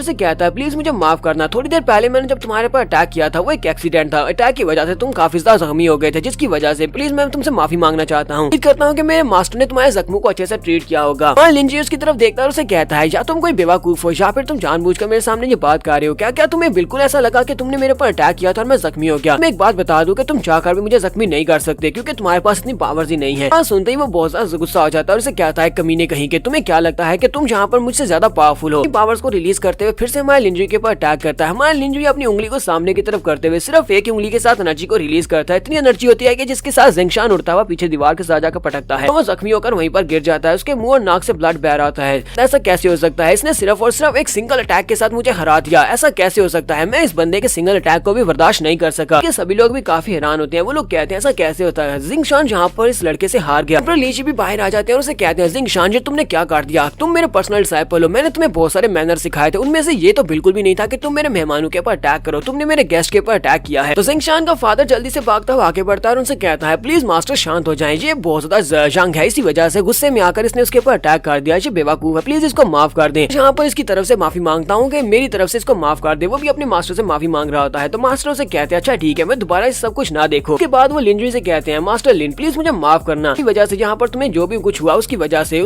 मैं तुमसे माफी चाहता हूँ और मैं अपने पर्सनल डिसाइपल को दोबारा से यहाँ पर एजुकेट करूंगा और उसे बताऊंगा कि मेहमानों के ऊपर अटैक नहीं करते। लिंजुई से कहता है जो भी हो, पर मैं ये सब कुछ दोबारा नहीं देखना चाहूंगा। सभी लोग और भी हैरान होते हैं और कहते हैं आज ये लड़का है कौन? मास्टर यहाँ पर पर्सनली उससे माफी मांग रहे हैं और वो लड़का भी उससे इसी तरह बात कर रहा है जैसे कि वो दोनों इक्वल फुटिंग्स पर हों। ये लड़का तो बहुत ज्यादा एटीट्यूड वाला है। लिंजुई दरवाजे के पास पहुंच जाता है। एम्परर लीची से कहता है तो मैं यहाँ से जा रहा हूँ, प्लीज हमारे एग्रीमेंट को याद रखना, जो हमने एग्रीमेंट किया है। तो वो उसे कहते हैं हाँ क्यों नहीं, मैं समझ गया। लिंजुई के पास चले जाने के बाद मास्टर लीची बहुत ज्यादा गुस्सा होते हैं और कहते हैं होंग टियान जियांग जुन सभी लोग यहाँ पर आ जाओ। होंग टियान और मास्टर जियांग जुन दोनों ही बहुत ज्यादा घबरा जाते हैं और कहते हैं अब तो हमारे साथ बहुत ही बुरा होने वाला है। मास्टर बहुत ज्यादा गुस्से हैं और वो इस बात से बहुत ज्यादा गुस्सा होकर हमें सजा देने वाले हैं। लिंजुई और वाइन गार्डिस दोनों चलते हुए होटल रूम की तरफ जा रहे होते हैं। तो लिंजुई वाइन गार्डिस से कहता है ये तो बहुत ही अच्छी बात है मेरी डियर सिस्टर, हमें सिर्फ और सिर्फ एक दूसरे हाई लेवल के सेक्टर की परमिशन की जरूरत पड़ेगी और उसके बाद हम लोग अपना सेक्टर स्टार्ट कर पाएंगे। वाइन गार्डिस से कहती है तुम मेरे डियर ब्रदर, तुम कैसे ब्रदर हो जो मुझे यहाँ पर ये भी नहीं बता रहे कि तुमने मास्टर लीजी को परसुएट कैसे किया, तुमने उसे कैसे मना लिया। लिंजुई से कहता है यहाँ पर तुम्हें सभी लोगों के सामने ये बात तो नहीं बता सकता था, पहले चलो रूम के अंदर जाते हैं और वहाँ पर जाकर मैं तुम्हें सारी बात बताता हूँ कि मैंने उसे कैसे मनाया है। वाइन गार्डिस से कहती है क्या हम लोग ऐसे किसी भी होटल में जाकर रुक जाएंगे? तुम्हें नहीं लगता कि ब्लेजिंग हॉल सेक्टर के लोग हमसे बदला लेने के लिए आएंगे? वो हमारे पर अटैक कर सकते हैं क्योंकि तुमने उनके यंग मास्टर के ऊपर अटैक करके सभी के सामने उसकी इंसल्ट की है। लिंजुई से कहता है फिलहाल के लिए हम लोग जीजिया एकेडमी हॉल में रुकने वाले हैं क्योंकि यहाँ से ज्यादा सेफ जगह और कोई भी नहीं है, चलो जल्दी से अंदर चलते हैं। तो वो दोनों रूम के अंदर चले जाते हैं। लिंजुई से सारी बात बताता है कैसे मैंने मास्टर लीजी को मनाया है। तो वाइन गार्डिस से कहती है तो मैं भी वहाँ पर हैरान हो रही थी कि उस बंदे ने तुम्हारी सेक्रेट आर्ट पेज जो कि इतनी मेहनत के साथ बनाई गई है उसको सेंटर से 2 हिस्सों में काट दिया, लेकिन तुम बिल्कुल भी अपसेट नहीं हुए। मतलब यह कि तुम्हारे पास 10 सेक्रेट हार्ट पेज भी हैं। तुम्हारे लिंजुई से कहता है तो मेरे पास जितनी इन्फॉर्मेशन थी वो सारी मैंने तुम्हारे साथ शेयर कर दी। तो मेरी डियर सिस्टर क्या तुम यहाँ पर मेरे साथ मेरे रूम में रुकोगी? तो वाइन गार्डिस उठकर खड़ी हो जाती है और कहती है नहीं, हम दोनों तो सिस्टर एंड ब्रदर्स हैं, तो मुझे नहीं लगता कि हम दोनों को एक ही रूम में सोना चाहिए, हम दोनों को अलग अलग रूम में सोना चाहिए। और वो उस रूम से बाहर चली जाती है जबकि हमारी लिंजुई वहीं पर बैठकर कल्टीवेट करना स्टार्ट करता है। लिंजुई वहाँ पर कहता है मैंने अभी तक उस 8 वॉल्यूम टाइजू के पहले लेवल को ही मास्टर किया है, अगर मैं उसके बाकी के लेवल्स को मास्टर करता हूँ तो मैं उस ड्रैगन को पूरे के पूरे ड्रैगन को बुला सकता हूँ, क्योंकि फिलहाल के लिए मैं सिर्फ और सिर्फ ड्रैगन ग्ला और ड्रैगन रोर को यूज कर सकता हूँ। और ज्यादा टाइम की जरूरत पड़ेगी, मुझे और ज्यादा कल्टीवेट करना है, जबकि ड्रैगन फेस, ड्रैगन मैनिफेस्टेशन और अदर बाकी के एबिलिटीज को यूज करने के लिए इस 8 टाइजू मार्शल आर्ट टेक्निक को अच्छी तरह से मास्टर करना पड़ेगा। इस वक्त तुम्हारे लिंजुई को महसूस होता है कि कोई उसके रूम की तरफ आ रहा है। हमारे लिंजुई वहीं पर जल्दी से चादर उठाता है और वहीं पर लेट जाता है। जैसे हमारे लिंजुई वहाँ पर सोने का नाटक करता है उसी वक्त एक लड़की खिड़की से अंदर आती है। हमारे लिंजुई की तरफ देखकर कहती है क्या ये वाकई में वही बंदा है जिसने जिंगशान को हरा दिया? इसने उसको हरा दिया जिसकी वजह से मास्टर ने उसको सजा दिया। अब वो आइसोलेशन में चला गया है मास्टर की सजा के लिए। पता तो नहीं है कि ये कोई महान वॉरियर है, ये यहाँ पर बड़ी आराम से सो रहा है, जबकि कोई भी खिड़की से अंदर आकर इसको आसानी से मार सकता है। मुझे नहीं लगता कि इसका कल्टीवेशन लेवल भी इतना हाई है। लड़की भी मास्टर लीजी की पर्सनल डिसाइपल है, इसका नाम टैंग जिन है और ये city of the 9 glorious seal dragons की मास्टर की बेटी है। वो लड़की आगे बढ़ती है और कहती है चलो जरा मैं चेक करती हूँ। डेंटियान को चेक करती है तो हमारे लिंजुई के स्पिरिचुअल सी को चेक करने लगती है क्या इसके स्पिरिचुअल सी में क्या है जिसकी वजह से ये इतना स्पेशल है। वो चादर के अंदर अपना हाथ डालती है और आगे की तरफ हाथ डालकर उसके बैली बटन के पास चेक कर रही होती है, क्योंकि डेंटियान वहाँ पर होती है, यानी स्पिरिचुअल सी वहाँ पर होता है। जैसे वो वहाँ पर चेक कर रही होती है उसके हाथ में चिड़िया आ जाती है। वो कहती है ये क्या, ये हार्ड सी चीज क्या है, लंबी सी चीज क्या है? लिंजुई से कहता है क्या तुमने मजे ले लिए जो तुम ले रही थी? इस बात से और भी ज्यादा घबरा जाती है और जल्दी से उठकर खड़ी हो जाती है और उसे कहती है कि क्या तुम यहाँ पर सोने का नाटक कर रहे थे? लिंजुई से कहता हाँ मैं यहाँ पर सोने का नाटक कर रहा था, लेकिन मैं सो नहीं पाया क्योंकि तुम यहाँ पर मजे ले रही थी और मुझे भी बहुत ज्यादा मजे आ रहे थे। मुझे ये बताओ अगर तुम्हें मजे ही करनी है मिस टैंग जिन तो तुम मुझे डायरेक्टली भी आकर बता सकती थी। उसे कहती है क्या बकवास कर रहे हो, मेरा ऐसा कोई भी इरादा नहीं था, मैं तो बस तुम्हारी डेंटियान को चेक कर रही थी। मेरा नाम कैसे पता चला कि मेरा नाम टैंग जिन है? लिंजू से कहता है मुझे तुम्हारे नाम के अलावा और भी बहुत कुछ पता है। मुझे ये पता है कि तुम आज 17 साल की होने वाली हो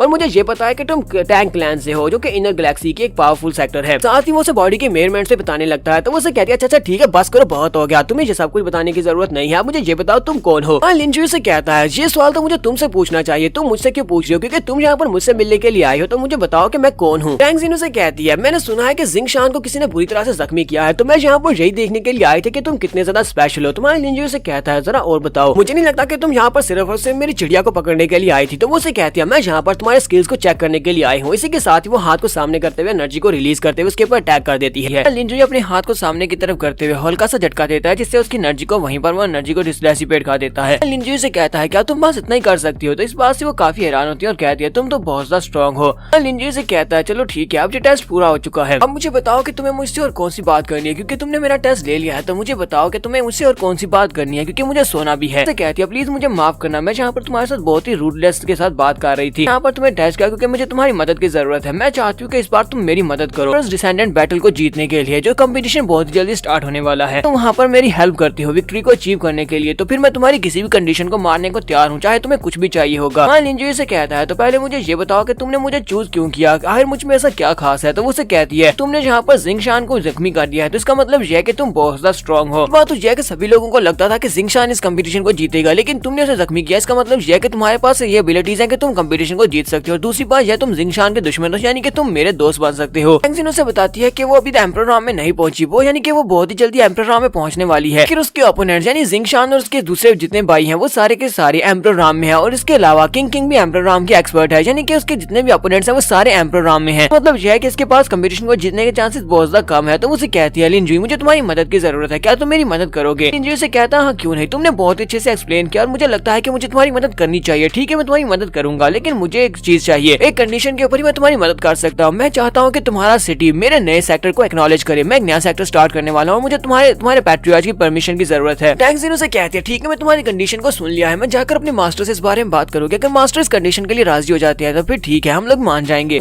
लिंजू से कहता है तुम्हें बस यहाँ पर अपने पास से मुझे हाँ कहनी है, अगर तुम यहाँ पर मान जाती हो तो इसका मतलब यह कि तुम्हारा मास्टर भी मान जाएगा, इतना तो मुझे अच्छी से पता है। टैंग जिन से कहती है मास्टर लिन ठीक है मैं आपकी कंडीशंस को मानने को तैयार हूँ, हम लोग आपकी कंडीशन को मानेंगे। अगर आप सेक्टर स्टार्ट करते हैं तो हमारे सेक्टर पैट्रियार्च ही आपको अप्रूवल मिलेगी। लिंजू से कहता है तो फिर हम दोनों में ये डील हो चुकी है। हमारी लिंजू वहीं पर फिर से सो जाता है। तो वो कहती है अच्छा ठीक है फिर मैं आपसे बाद में मिलती हूँ। टैंग जिन वहाँ से बाहर की तरफ निकलती है, जैसे वो दरवाजे से बाहर निकलती है उसी वक्त उसके मुंह से ब्लड निकलना शुरू हो जाता है। मास्टर भी वहीं पर खड़े होते हैं। मास्टर से कहते हैं सीनियर तुम्हें क्या हुआ, क्या तुम बुरी तरह से जख्मी हुई हो? तो कहती है नहीं मास्टर, जब मैंने उसके ऊपर अटैक किया था तो उसकी कल्टीवेशन उसने रिलीज की और मेरे अटैक को ब्लॉक किया था। हालांकि उसने एनर्जी ज्यादा रिलीज नहीं की थी, लेकिन फिर भी कल्टीवेशन की वजह से मुझे एक बैकलैश हुई है, जिसकी वजह से मैं इंटरनली इंजर हुई हूँ। मैं इससे पहले इतने किसी पावरफुल इंसान के साथ कभी भी नहीं मिली। वो सिर्फ ट्रांसेंडेंट राम में है, लेकिन फिर भी ये इतना ज्यादा पावरफुल है कि इसके पास बहुत सारी टेरिफाइंग एबिलिटीज हैं, किसी को भी बड़ी आसानी से हरा सकता है। तो उसके मास्टर से कहते हैं तो उसका मतलब यह है कि आज मॉर्निंग में जब मैंने उसको देखा था मेरी आंखों ने मुझे धोखा नहीं दिया, मैंने बिल्कुल सही इंसान को चूज किया। अब मुझे ये बताओ क्या वो हमारी कंडीशंस के लिए माना या नहीं, क्या वो हमारी मदद करेगा या नहीं? वो टैंग जिन उसे कहती है हाँ मास्टर उसने हमारी मदद करने का वादा किया है, लेकिन उसकी एक कंडीशन थी। उसने कहा कि हमारे सेक्टर को, क्योंकि हमारा सेक्टर हाई क्लास का सेक्टर है, हमारा सेक्टर उसके नए सेक्टर को अप्रूवल दे। तो टैंग जिन के मास्टर से कहते हैं तो ये लड़का तो वाकई में बहुत ज्यादा एम्बिशियस है, ये यहाँ पर एक नया सेक्टर स्टार्ट करना चाहता है। तो ठीक है हम लोग उसकी कंडीशन को मान लेंगे, मैं उसकी कंडीशन मानने को तैयार हूँ, मैं उसके सेक्टर को सपोर्ट करूंगा। टैंग जिन अपने मास्टर से कहती है मास्टर उसने ये भी गैस किया था, उसने कहा था कि अगर मैं वहाँ पर इस कंडीशन के लिए हाँ कह देती हूँ तो मेरे मास्टर भी कंडीशन के लिए हाँ कह देंगे। बस सुनने के बाद उसके मास्टर चिल्लाकर उसे कहते हैं लड़का कुछ ज्यादा ही एरोगेंट है, उसे क्या लगता है कि यहाँ पर सब कुछ उसके मुताबिक चलेगा, जो वो चाहता है उसे सब कुछ मिलेगा। फिर साथ ही मास्टर टैंग जिन से कहते हैं मेरी एक बात को हमेशा याद रखना, इस लड़की को साथ कभी पंगा मत लेना, यानी कि जिससे तुम्हारा दुश्मन मत बनने देना, वरना हम सभी लोग मारे जाएंगे। टैंग जिन उसे कहती है ठीक है मास्टर मैं इस बात को याद रखूंगी। एक सीन फिर से मैं कमरे के अंदर का दिखाया जाता है। हमारा लिंजू अपने बिस्तर पर लेटा होता है तो दरवाजे पे नॉक होती है। वो कहता है ठीक है अंदर आ जाओ। वाइन गार्डस होती है, वाइन गार्डस अंदर आती है और उसे कहती है मुझे लगा कि यहाँ पर अभी अभी कोई आया है जिसने तुम्हारे पास अटैक किया होगा, कोई तुम्हारे पास स्नीक अटैक कर रहा है। जब मैंने देखा वो तो एक खूबसूरत सी लड़की थी जो खुद ब खुद तुम्हारे पास चली आई थी, लगता है कि तुम यहाँ पर मजे कर रहे थे, वो लड़की तुम्हें खुद को ऑफर करने के लिए आई होगी। लिंजू से कहती है अब मुझे ये बताओ कि वो लड़की कौन थी, क्या वो तुम्हारी कोई पुरानी दोस्त थी? लिंजू से कहता है वो टैंग जिन थी, city of 9 glorious seal dragon से। एक ऐसी लड़की थी जिसको हम लोग बहुत ही अच्छे से इस्तेमाल कर सकते हैं, यानी कि वो हमारी बहुत ज्यादा हेल्प करने वाली है। कहीं ऐसा तो नहीं है कि तुम इस बात से बहुत ज्यादा जेलस हो रही हो? वाइन गार्डन से कहती है मैं यहाँ पर इस बात से जेलस क्यों होंगी, तुमने कहा कि वो तुम्हारे काम की है तो इसका मतलब यह है कि मैं तुम्हारे किसी भी काम की नहीं हूँ। वो से कहता है तुम्हें किसने कह दिया कि तुम मेरे काम की नहीं हो, फिलहाल तुम मेरे लिए बहुत ज्यादा मेरे काम काम की हो। प्रतार जाकर उसको उठा लेता और कहता है चलो मेरे साथ आओ। गार्ड से कहती है विजय तुम क्या कर रहे हो, तो हम दोनों तो ब्रदर एंड सिस्टर है, हम दोनों ऐसा बिल्कुल भी नहीं कर सकते। और साथ ही बहुत सारी शर्मा रही होती है। लिंजी से कहता है हाँ मुझे अच्छे से पता है कि हम दोनों क्या है। वो उसे उठाकर जाकर बिस्तर के ऊपर लिटाता है, साथ ही उसके साथ चिपक जाता है और उसे कहता है हाँ ठीक है हम लोग ब्रदर सिस्टर्स हो गए, लेकिन फिर भी मैं यहाँ पर तुम्हारे साथ ही सोना चाहता हूँ। गार्ड भी पीछे की तरफ देखते हैं तो लिंजी पहले सो चुका होता है। वो कहती है ये कमीना तो वाकई में सो गया, ये तो बिल्कुल भी मूव नहीं कर रहा और मुझे लगा था कि ये मुझे अपने बिस्तर पर लिटाकर मजे करने वाला है। तो नेक्स्ट सीन में अगले दिन का दिखाया जाता है। अगले दिन हमारा लिंजी और वाइन गार्डियस दोनों जीजिया एकेडमी हाल से बाहर निकलते हैं और वहाँ से सामने की तरफ चलना स्टार्ट करते हैं। वाइन गार्डियस से कहती है हम लोग कौन सी जगह पर जा रहे हैं, इतनी सुबह सुबह तुम मुझे कहाँ पर लेकर जा रहे हो। तो हमारा लिंजी से कहता है लास्ट नाइट मुझे दूसरे हाई क्लास के सेक्टर की स्पॉट मिल चुकी है, मुझे यहाँ पर सेक्टर स्टार्ट करने के लिए 2 हाई लेवल के सेक्टर्स के मास्टर्स की परमिशन की जरूरत है और मुझे मिल चुकी है। मैं यहाँ पर एक तीसरे पावरफुल सेक्टर की तरफ जा रहा हूँ जो कि फ्यूचर में हमारी पिलर ऑफ स्पोर्ट बनेगा। उस सेक्टर का नाम फ्रोजन मून लेडीज पैलेस है। इसके अलावा मुझे उनके एक अल्टीमेट ट्रेजर की जरूरत है। उनके पास एक बहुत ही पावरफुल ट्रेजर है जिसको यूज करते हुए मैं ट्रांसेंडेंट राम से बढ़ते हुए आगे पहुंच सकता हूँ, यानी कि मैं क्वासी एम्परर राम में पहुंच सकता हूँ और जिससे मैं बहुत ही जल्दी एम्परर राम में पहुंच जाऊंगा। तो वाइन गार्डियस उसकी बात सुनने के बाद से कहती है तुमने कहा कि हम लोग एक और सेक्टर में जा रहे हैं जो कि फ्यूचर में हमारा स्पोर्ट पिलर बनेगा। तुमने तो ये भी बताया था कि यहाँ पर सिर्फ और सिर्फ आउटर गैलेक्सी में 4 ही पावरफुल सेक्टर्स हैं और 4 सेक्टर्स में से 2 की अप्रूवल हमें मिल चुकी है और बाकी के 2 हमें अप्रूव नहीं करेंगे। यहाँ पर हम लोग कौन से सेक्टर में जा रहे हैं, ये इतना पावरफुल कैसे हो सकता है। लिंजी से कहता है actually frozen moon ladies palace ये कभी यहाँ का सबसे स्ट्रॉन्गेस्ट पैलेस हुआ करता था, यानी कि बाकी के सभी से भी ज्यादा पावरफुल सेक्टर हुआ करता था। इसके बारे में बाकी सब कुछ वहाँ पर पहुंचने के बाद तुम्हें डिटेल में बताऊंगा। फिलहाल के लिए हमें आगे बढ़ना होगा। चलो पहले हम लोग यहाँ पर कुछ गर्म कपड़े पहन लेते हैं क्योंकि हम पहुंच चुके हैं। वो आइस पैलेस के करीब पहुंचते हैं तो वहाँ पर बर्फ ही बर्फ होती है, तो वो लोग वहीं पर उतरते हैं उस गाँव के अंदर जहाँ पर उनका सामने पैलेस होने वाला है। तो वो लोग चलते हुए आगे की तरफ बढ़ रहे होते हैं। गार्ड से कहती है ये फ्रोजन माउंटेन्स ये तो बहुत ज्यादा अच्छी लग रही है, मुझे कमाल की लग रही है। इसका सेक्टर भी जीजिया एकेडमी हाल की तरह ही बहुत ज्यादा इंप्रेसिव है। लिंजी से कहता है कभी ये जगह बहुत ही पावरफुल जगह हुआ करती थी और यहाँ पर हर एक घर के अंदर लोग रहा करते थे। अफसोस की बात तो यह है कि ये सेक्टर डिक्लाइन में चला गया, वो भी काफी सारी रीजंस की वजह से। लिंजी और वाइन गार्डियस दोनों चलते हुए जा रहे होते हैं। उसी वक्त सामने से एक बंदा चिल्लाकर उनसे कहता है क्या तुम दोनों अंधों को दिखाई नहीं देता कि हम लोग रोड के ऊपर से गुजर रहे हैं और तुम लोग हमारे रास्ते को ब्लॉक कर रहे हो, हमारे रास्ते से दफा हो जाओ, जल्दी से साइड के ऊपर हटो वरना हम तुम्हें नीचे रोन देंगे। तो ये लोग जो कैरेज को उठाकर लेकर जा रहे होते हैं ये भी ब्लेजिंग फायर हाल से होते हैं, तो ये काफी ज्यादा एरोगेंट होते हैं। तो गार्ड्स जो होते हैं वो चिल्लाकर कहते हैं क्या तुम्हें पता नहीं है कि हम लोग कौन है, हम लोग ब्लेजिंग फायर हाल से हैं और तुम लोग हमारे रास्ते को ब्लॉक कर रहे हो, क्या तुम मरना चाहते हो। गार्डियस में लिंजी से कहती है क्या तुमने ये जानबूझकर किया, क्या तुम जानबूझकर उसके रास्ते में खड़े थे। लिंजी से कहता है तुम ऐसा कह सकती हो, अच्छी तरह से पता है कि मैं जिस रास्ते पर चलता हूँ मैं सीधा उस रास्ते पर चलता हूँ और मेरे रास्ते में जो रुकावट आती है उसे मैं हटा देता हूँ, ये आदत नहीं है कि अपने रास्ते को चेंज करूँ। ये बात सुनने के बाद गार्ड गुस्सा हो जाता है और कहता है तुम बहुत ही बड़े बेवकूफ हो, तुम मेरे सामने इस तरह की एरोगेंट वाली बात कैसे कर सकते हो। पाम में पावर को यूज करते हुए हमारे लिंजी के ऊपर अटैक कर देता है। जैसे लिंजी पर अटैक करता है उसी वक्त वहाँ पर एक और लड़का निकलता है जो कि जंप करते हुए उसके ऊपर अटैक कर देता है। ये लड़का बैटल सेक्टर का लड़का होता है। बैटल सेक्टर से ये एक स्टूडेंट होता है कि पाम के साथ अपनी पाम को टकराता है, तो जिसके साथ वो इस गार्ड को पीछे की तरफ गिरा देता है, जबकि वो लड़का खुद भी पीछे की तरफ गिरता है। जबरदस्त धमाका होता है। उस लड़के के दिखाने के बाद दिखाते हैं कि वो लड़का काफी ज्यादा कमजोर होता है। उस गार्ड के एक अटैक के साथ ही हमारा लड़का गिर जाता है। गार्ड उस लड़के से कहती है अब तुम कौन हो। के साथ ही वो फिर से उठता है और उसे कहता है मेरा नाम किंग काव है, बैटल ट्रैक्टर का एक डिसाइपल हूँ, तुम लोग मुझे छोड़कर कहाँ आगे बढ़ते जा रहे हो, मैंने तुम्हारी जान बचाई है। तुम्हारा लिंजी से कहता है तुम्हें देखकर लगता तो नहीं है कि तुमने हमारी जान बचाई है, तुम तो खुद ग्राउंड के ऊपर गिरे पड़े हो। मैंने काव को उसकी बात सुनने के बाद झटका लगता है और कहता है ये क्या, मैंने यहाँ पर तुम्हारी जान बचाई है, तुम लोग यहाँ पर मुझे थैंक यू बोलने के बजाय मुझे कह रहे हो क्या तुम हमें जानते ही नहीं हो और हमने तुम्हारी जान नहीं बचाई। तो किंग काव उन दोनों से कहता है मुझे लगता है कि तुम दोनों को यहाँ से जल्दी निकल जाना चाहिए क्योंकि ब्लेजिंग हाल के लोग काफी ज्यादा पावरफुल हैं और काफी ज्यादा एरोगेंट भी हैं, वो तुम्हें नहीं छोड़ेंगे। इसी जगह तुम्हारे लिए बहुत ज्यादा खतरनाक हो सकती है क्योंकि यहाँ पर ब्लेजिंग फायर हाल के लोग हैं। तुम्हारे लिंजर से कहता है क्या तुम्हें लगता है कि जगह मेरे लिए खतरनाक हो सकती है, तो मुझे तो लगता है कि ये जगह फायर हाल के लोगों के लिए खतरनाक हो सकती है। साथ ही कोर गार्ड उनके ऊपर अटैक करने के लिए आगे बढ़ता है और कहता है तुम सभी लोग यहाँ पर क्या बकवास कर रहे हो, चलो जल्दी से मर जाओ। तो अटैक करने के लिए आगे बढ़ रहा है तो किंग काव फिर से अपनी पावर्स को रिलीज करता है। इस बार वो अपनी एनर्जी के साथ एक तलवार बना रहा होता है। उसकी तलवार काफी ज्यादा छोटी होती है। वो तलवार के साथ जब उनके ऊपर अटैक करने लगता है वो उनसे कहता है चलो जल्दी से तुम दोनों यहाँ से चले जाओ, मैं इनको रोक कर रखता हूँ। लिंजर आगे बढ़ता है जाके उसके कंधे पे हाथ रखता है और अपनी एनर्जी को उसकी बॉडी के अंदर ट्रांसफर करते हुए कहता है मुझे लगता है कि तुम अकेले इन सभी को रोक नहीं पाओगे, क्यों ना मैं यहाँ पर तुम्हारी थोड़ी सी मदद कर दूं, मैं यहाँ पर तुम्हें थोड़ा सा बूस्ट देता हूँ।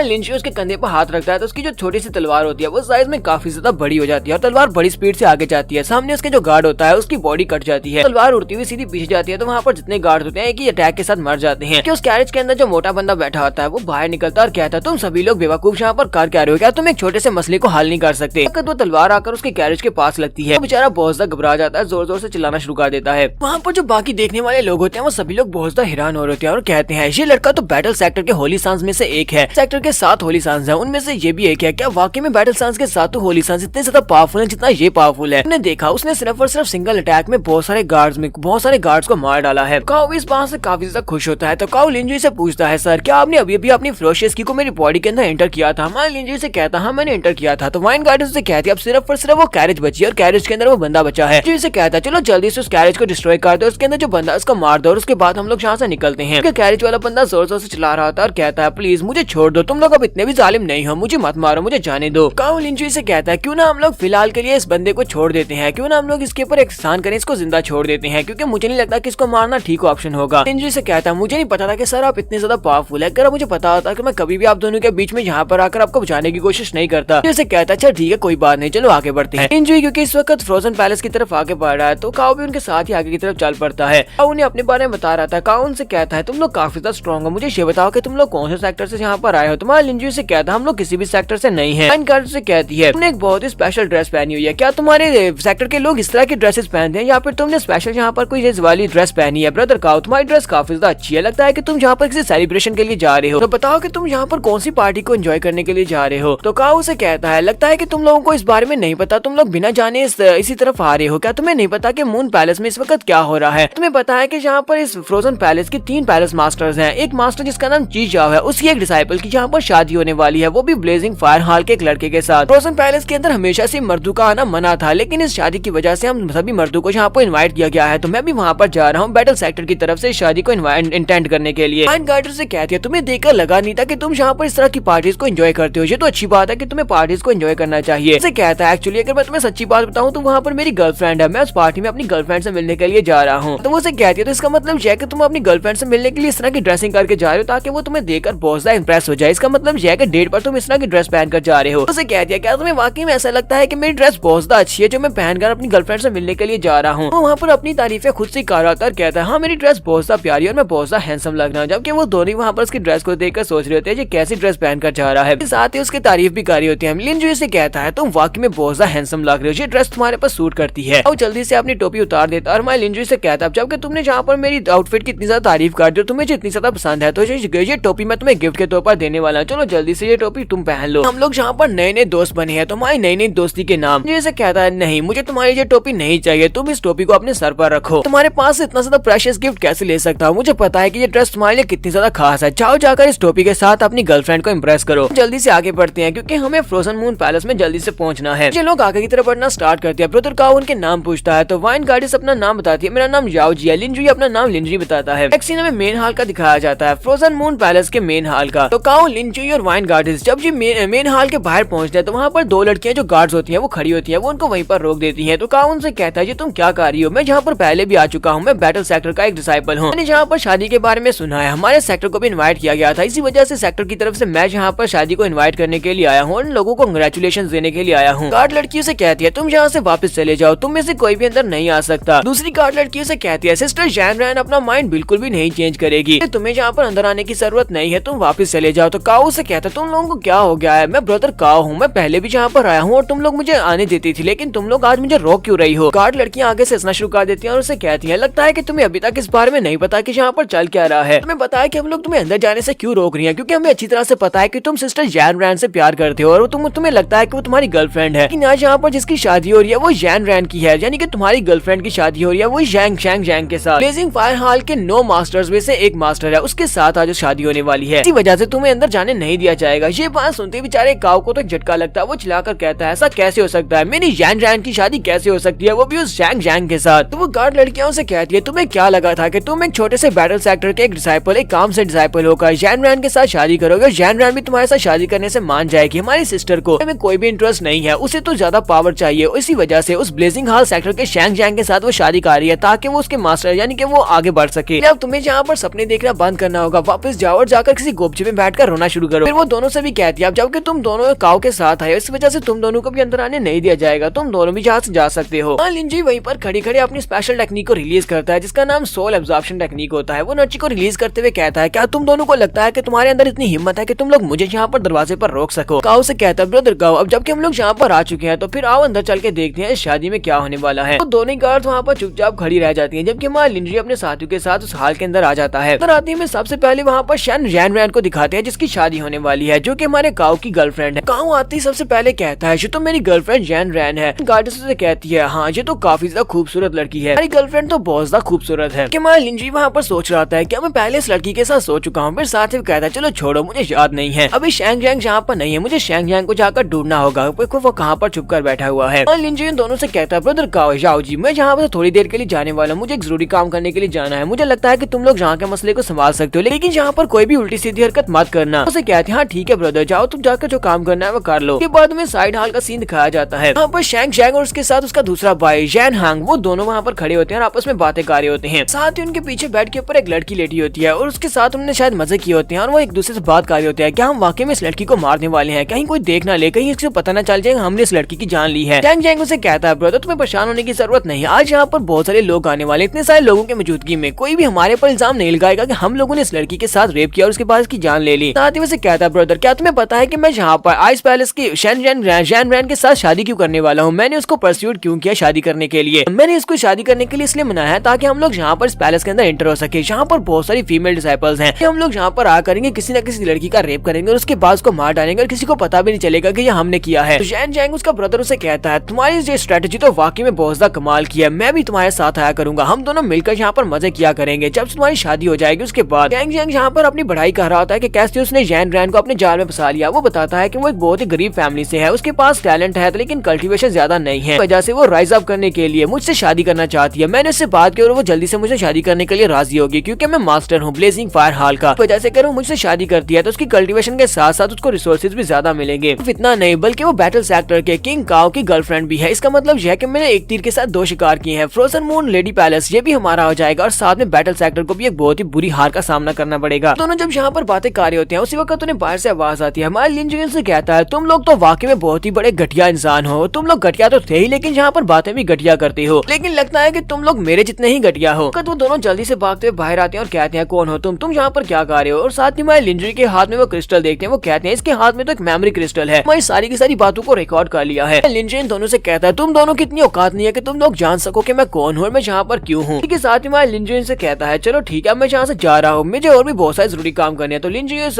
मेमोरी क्रिस्टल को अपने साथ लेकर वहाँ से चला जाता है। टैंग शैंग और वो दोनों भाई सोच रहे थे कि अब हम लोग क्या करेंगे। टैंग शैंग का बड़ा भाई जैन उसे कहता है तुम यहीं पर रुको, तुम्हारी बहुत ही जल्दी शादी होने वाली है, तुम वापस हाल में जाओ, जाकर अपनी शादी की रस्म को पूरा करो, मैं इस बंदे को देख लेता हूँ, इसका कल्टीवेशन ज्यादा हाई नहीं है तो मैं इसको अकेले संभाल लूंगा। टैंग उसे कहता है ब्रदर अच्छा ठीक है इस काम को अच्छे से करना, इसको खामोश कर दो ताकि किसी को पता न चल सके हमने यहाँ पर जो भी बातें की, तो इसके पास मेमोरी क्रिस्टल भी ले लेना। तो ब्रदर उसे कहता है हाँ क्यों नहीं, तुम्हें परेशान होने की जरूरत नहीं है, मेरे सामने ये एक चूंटी से ज्यादा कुछ भी नहीं है। बड़ी स्पीड से भागता हुआ हमारे लिंजरी के पीछे चला जाता है। लिंजरी भी भागता हुआ वहाँ से माउंटेन की तरफ आ जाता है, जबकि जैन अभी भी उसके पीछे होता है। वो लिंजरी से कहता है तुम्हें क्या लगता है कि तुम भागकर कहाँ पर चले जाओगे, तुम मुझसे बचकर नहीं जा सकते। लिंजरी से कहता है तुम्हें ऐसा क्यों लगता है कि मैं भागकर जाने वाला हूँ, और वैसे भी तुम्हारा दूसरा भाई कहाँ पर है, तुम अकेले मेरे पीछे क्यों आए हो। उसे कहता है क्या तुम्हें लगता है कि यहाँ पर तुम्हारे जैसे कमजोर इंसान को मारने के लिए हम दोनों के भाइयों की जरूरत पड़ेगी, मैं अकेला ही काफी हूँ तुम्हें मारने के लिए। अपनी बड़ी सी तलवार के साथ हमारे लिंजरी के ऊपर अटैक करने के लिए जब आगे बढ़ता है, जैसे उसके करीब पहुंचता है उसी वक्त आसमान के ऊपर से ड्रैगन कला निकल दिया और उसे अपने पंजे के नीचे दबा लेता है। लिंजरी कहता है तुम तो इस लायक भी नहीं हो कि तुम मेरे तक पहुंच सको और तुम्हें लगा था कि तुम मुझे मार सकते हो। जैन भी वहाँ पर जोर जोर से चिल्लाना शुरू कर देता है, कहता है ये क्या चीज है, तुम्हारे पास कौन सी आर्ट है, ये कौन सी स्पेशल आर्ट थी। सीन में फिर से मेन हाल का दिखाया जाता है जहाँ पर किंग काओ बेचारा अभी भी अपनी मोहब्बत को मनाने की कोशिश कर रहा होता है। वो आगे बढ़ता है जाकर जैन रैन से कहता है जैन रैन क्या वाकई में हम दोनों के दरमियान में जो कुछ भी था वो सब कुछ खत्म हो चुका है। जैन रैन उसे कहती है हाँ सब कुछ खत्म हो चुका है, प्लीज यहाँ से चले जाओ, अब हम दोनों के दरमियान में कुछ भी नहीं बचा, मेरी शादी होने वाली है। काओ से कहता है लेकिन तुम्हें दोबारा इस बारे में सोचना चाहिए।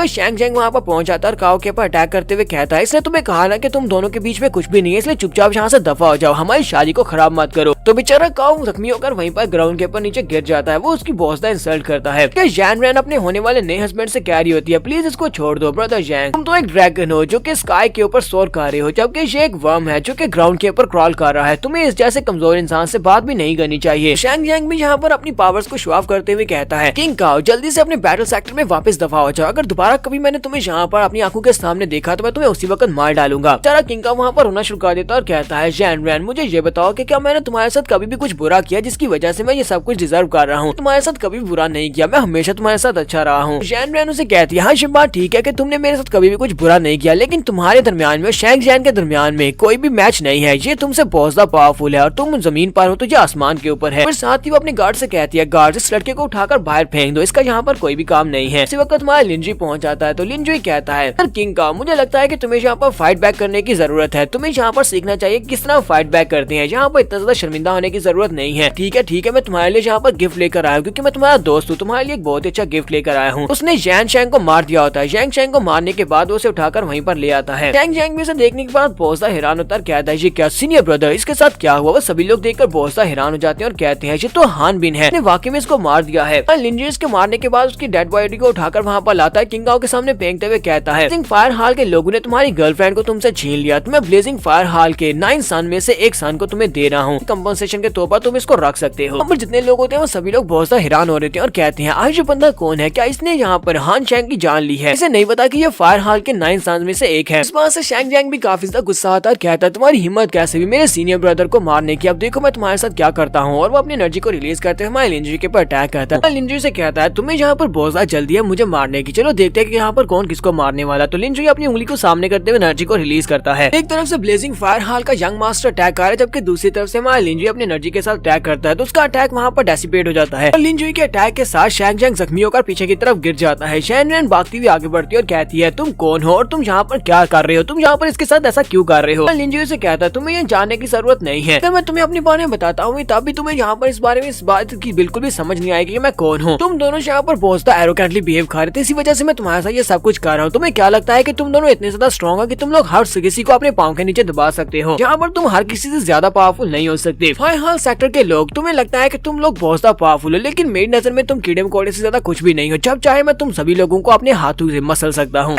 लिंजी से कहता है क्या तुम्हें पता है कि मैं कौन हूँ, मेरा नाम शैंग जैंग है और मैं ब्लेजिंग फायर हॉल के 9 मास्टर्स में से एक मास्टर हूँ। तुम यहाँ पर मेरे पर अटैक करे तो इसका मतलब यह है कि हमारा सेक्टर तुम्हारा दुश्मन बन जाएगा। क्या तुम हमारे फायर हॉल सेक्टर के साथ दुश्मनी लेना चाहते हो। लिंजी से कहता है हाँ मैं दुश्मनी लेना चाहता हूँ, तो उसके ऊपर फिर से अटैक करता है। हमारा लिंजी एनर्जी को रिलीज करते हुए जब उसके ऊपर अटैक करता है, इतना बड़ा कमीना है कि वो अपनी होने वाली दुल्हन को अपने सामने कर देता है ताकि वो एनर्जी उसके साथ हिट हो और वो मरे। अपने आप को बचाने के लिए उसने अपनी गर्लफ्रेंड को सामने कर दिया है। तो ये देखकर बेचारा किंग काओ बहुत ज्यादा घबरा जाता, चलाकर कहता है शैन रैन। वो साथ ही हमारे लिंजी से कहता है ब्रदर लिन प्लीज रुक जाओ, उसको मत मारना। लिंजी कहता है तुम्हें परेशान होने की जरूरत नहीं है, मेरा टारगेट हमेशा मेरी नजर में होता है। तो जैसे ही शैन रैन उस एनर्जी अटैक के बिल्कुल सामने आ जाती है, हमारे लिंजी वहीं पर अपनी एनर्जी अटैक की डायरेक्शन को चेंज कर देता है। डायरेक्शन वहाँ से चेंज होने के बाद सीधी पीछे की तरफ जाती है और जाकर शैंग जैंग की बॉडी के साथ हिट होने लगती है। तो जैसे वो एनर्जी उसकी बॉडी के साथ हिट होती है तो वो उड़ता हुआ पीछे वाली दीवार से जाकर पटकता है। एनर्जी उसकी बॉडी के आर पार हो जाती है, उसके मुंह से ब्लड निकलता है और वहीं पर मर जाता है। सभी देखने वाले कहते हैं ये क्या, पर तो फायर ब्लेजिंग हॉल के 2 यंग मास्टर्स को मार दिया गया है। उसी वक्त ची जाओ भी वहाँ पर पहुंच जाती है। ची जाओ कहती है आखिर कौन है यहाँ पर जिसने मेरे पैलेस के अंदर आकर फायर हॉल पैलेस के 2 लोगों की जान ले ली है। यहाँ पर टोटल 3 पैलेस है और 3 पैलेस की 3 मास्टर है। ये 3rd पैलेस की मास्टर है जिसका नाम ची जाओ है। तो वहाँ पर जितने भी लोग होते हैं वो सभी लोग मास्टर ची जाओ को वहाँ पर देखने के बाद उसे ग्रीट करते हैं, क्योंकि वो पैलेस मास्टर होती है, इसी वजह से वो सभी लोग उसे ग्रीट कर रहे होते हैं। हमारी वाइन गार्डियंस उसको देखकर कहती है ये लड़की तो एम्परर राम की एक्सपर्ट है, इसका मतलब यह कि ये मुझसे ज्यादा पावरफुल है। ची जाओ वहाँ पर आने के बाद हमारे लिंजी से कहती है मुझे एक्सप्लेन करो कि तुमने इन दोनों की जान क्यों ली है, क्या तुम्हारा इनके साथ कोई झगड़ा चल रहा था, क्या तुम इनके सेक्टर के खिलाफ हो। लिंजी से कहता है मेरा तो इनके सेक्टर के खिलाफ कोई भी झगड़ा नहीं चला, लेकिन मुझे लगता है कि तुम्हारे सेक्टर का इनके सेक्टर के साथ कोई ना कोई झगड़ा जरूर है। रही बात यहाँ पर इन दोनों के मरने की, तो ये दोनों अभी तक जिंदा है, ये दोनों मरे नहीं है, तो तुम्हें परेशान होने की जरूरत नहीं है, ये सिर्फ बेहोश हुए हैं। तो मास्टर ची जाओ से कहती है तुम यहाँ पर कह रहे हो कि हमारे मून लेडी पैलेस का इनके साथ झगड़ा है, लेकिन हमारा तो इनके साथ कोई भी झगड़ा नहीं है, हम तो यहाँ पर अपनी लड़की की इसके साथ शादी करवाने वाले थे। लिंजी अपने पास से मेमोरी क्रिस्टल निकालता है और उसकी तरफ फेंकते हुए कहता है ये एक डिवाइन सेंस मेमोरी क्रिस्टल है, तुम इसको खुद ही देख लो, इसको देखने के बाद तुम्हें पता चल जाएगा कि तुम्हारे सेक्टर का इन दोनों के साथ क्या झगड़ा है और इनके सेक्टर के साथ क्या झगड़ा है। तो मास्टर ची जाओ जैसे उस सोल क्रिस्टल को अपने हाथ में पकड़ती है और उसके अंदर देखती है, जैसे वो उसके अंदर चेक करती है तो उसे पता चलता है कि उन दोनों ने क्या किया और क्या बातें कर रहे थे। साथ ही उन लोगों ने उसके पैलेस की एक लड़की का रेप किया और उसकी जान ले ली। के साथ ची जाओ बहुत ज्यादा गुस्सा हो जाती है, वो अपनी पावर्स को रिलीज करती हुई उन दोनों को हवा में उठा लेती है और कहती है मुझे एक चीज जो कि बहुत ज्यादा नापसंद है वो ये है कि जब कोई औरत की इंसल्ट करता है, जब उसको ह्यूमिलिएट करता है, जब उसके साथ ज्यादती करता है। के साथ ही वो कहती है अब तुम दोनों यहाँ पर मेरे हाथों से मरना डिजर्व करते हो। तो दोनों ही होश में आ जाते हैं और उसे कहते हैं तो हमारे साथ बिल्कुल भी नहीं कर सकती, तुम्हें पता है ना कि हम लोग ब्लेजिंग फायर हॉल के 9 सन्स में से 2 हैं, तुमने यहाँ पर हमारी जान ली तो फिर तुम्हारा आइस पैलेस भी नहीं बचेगा। इसी के साथ ही मास्टर चीजा गुस्सा हो जाती है, अपनी मुट्ठी को बंद करती है और उन दोनों की बॉडीज को वहीं पर फोड़ देती है। दोनों 1 सेकंड में वहाँ पर मर जाते हैं। मास्टर चीजा उन दोनों को मारने के बाद हमारे लिंजी से कहती है तुमने हमारे फ्रोजन मून लेडीज पैलेस के लिए बहुत कुछ किया,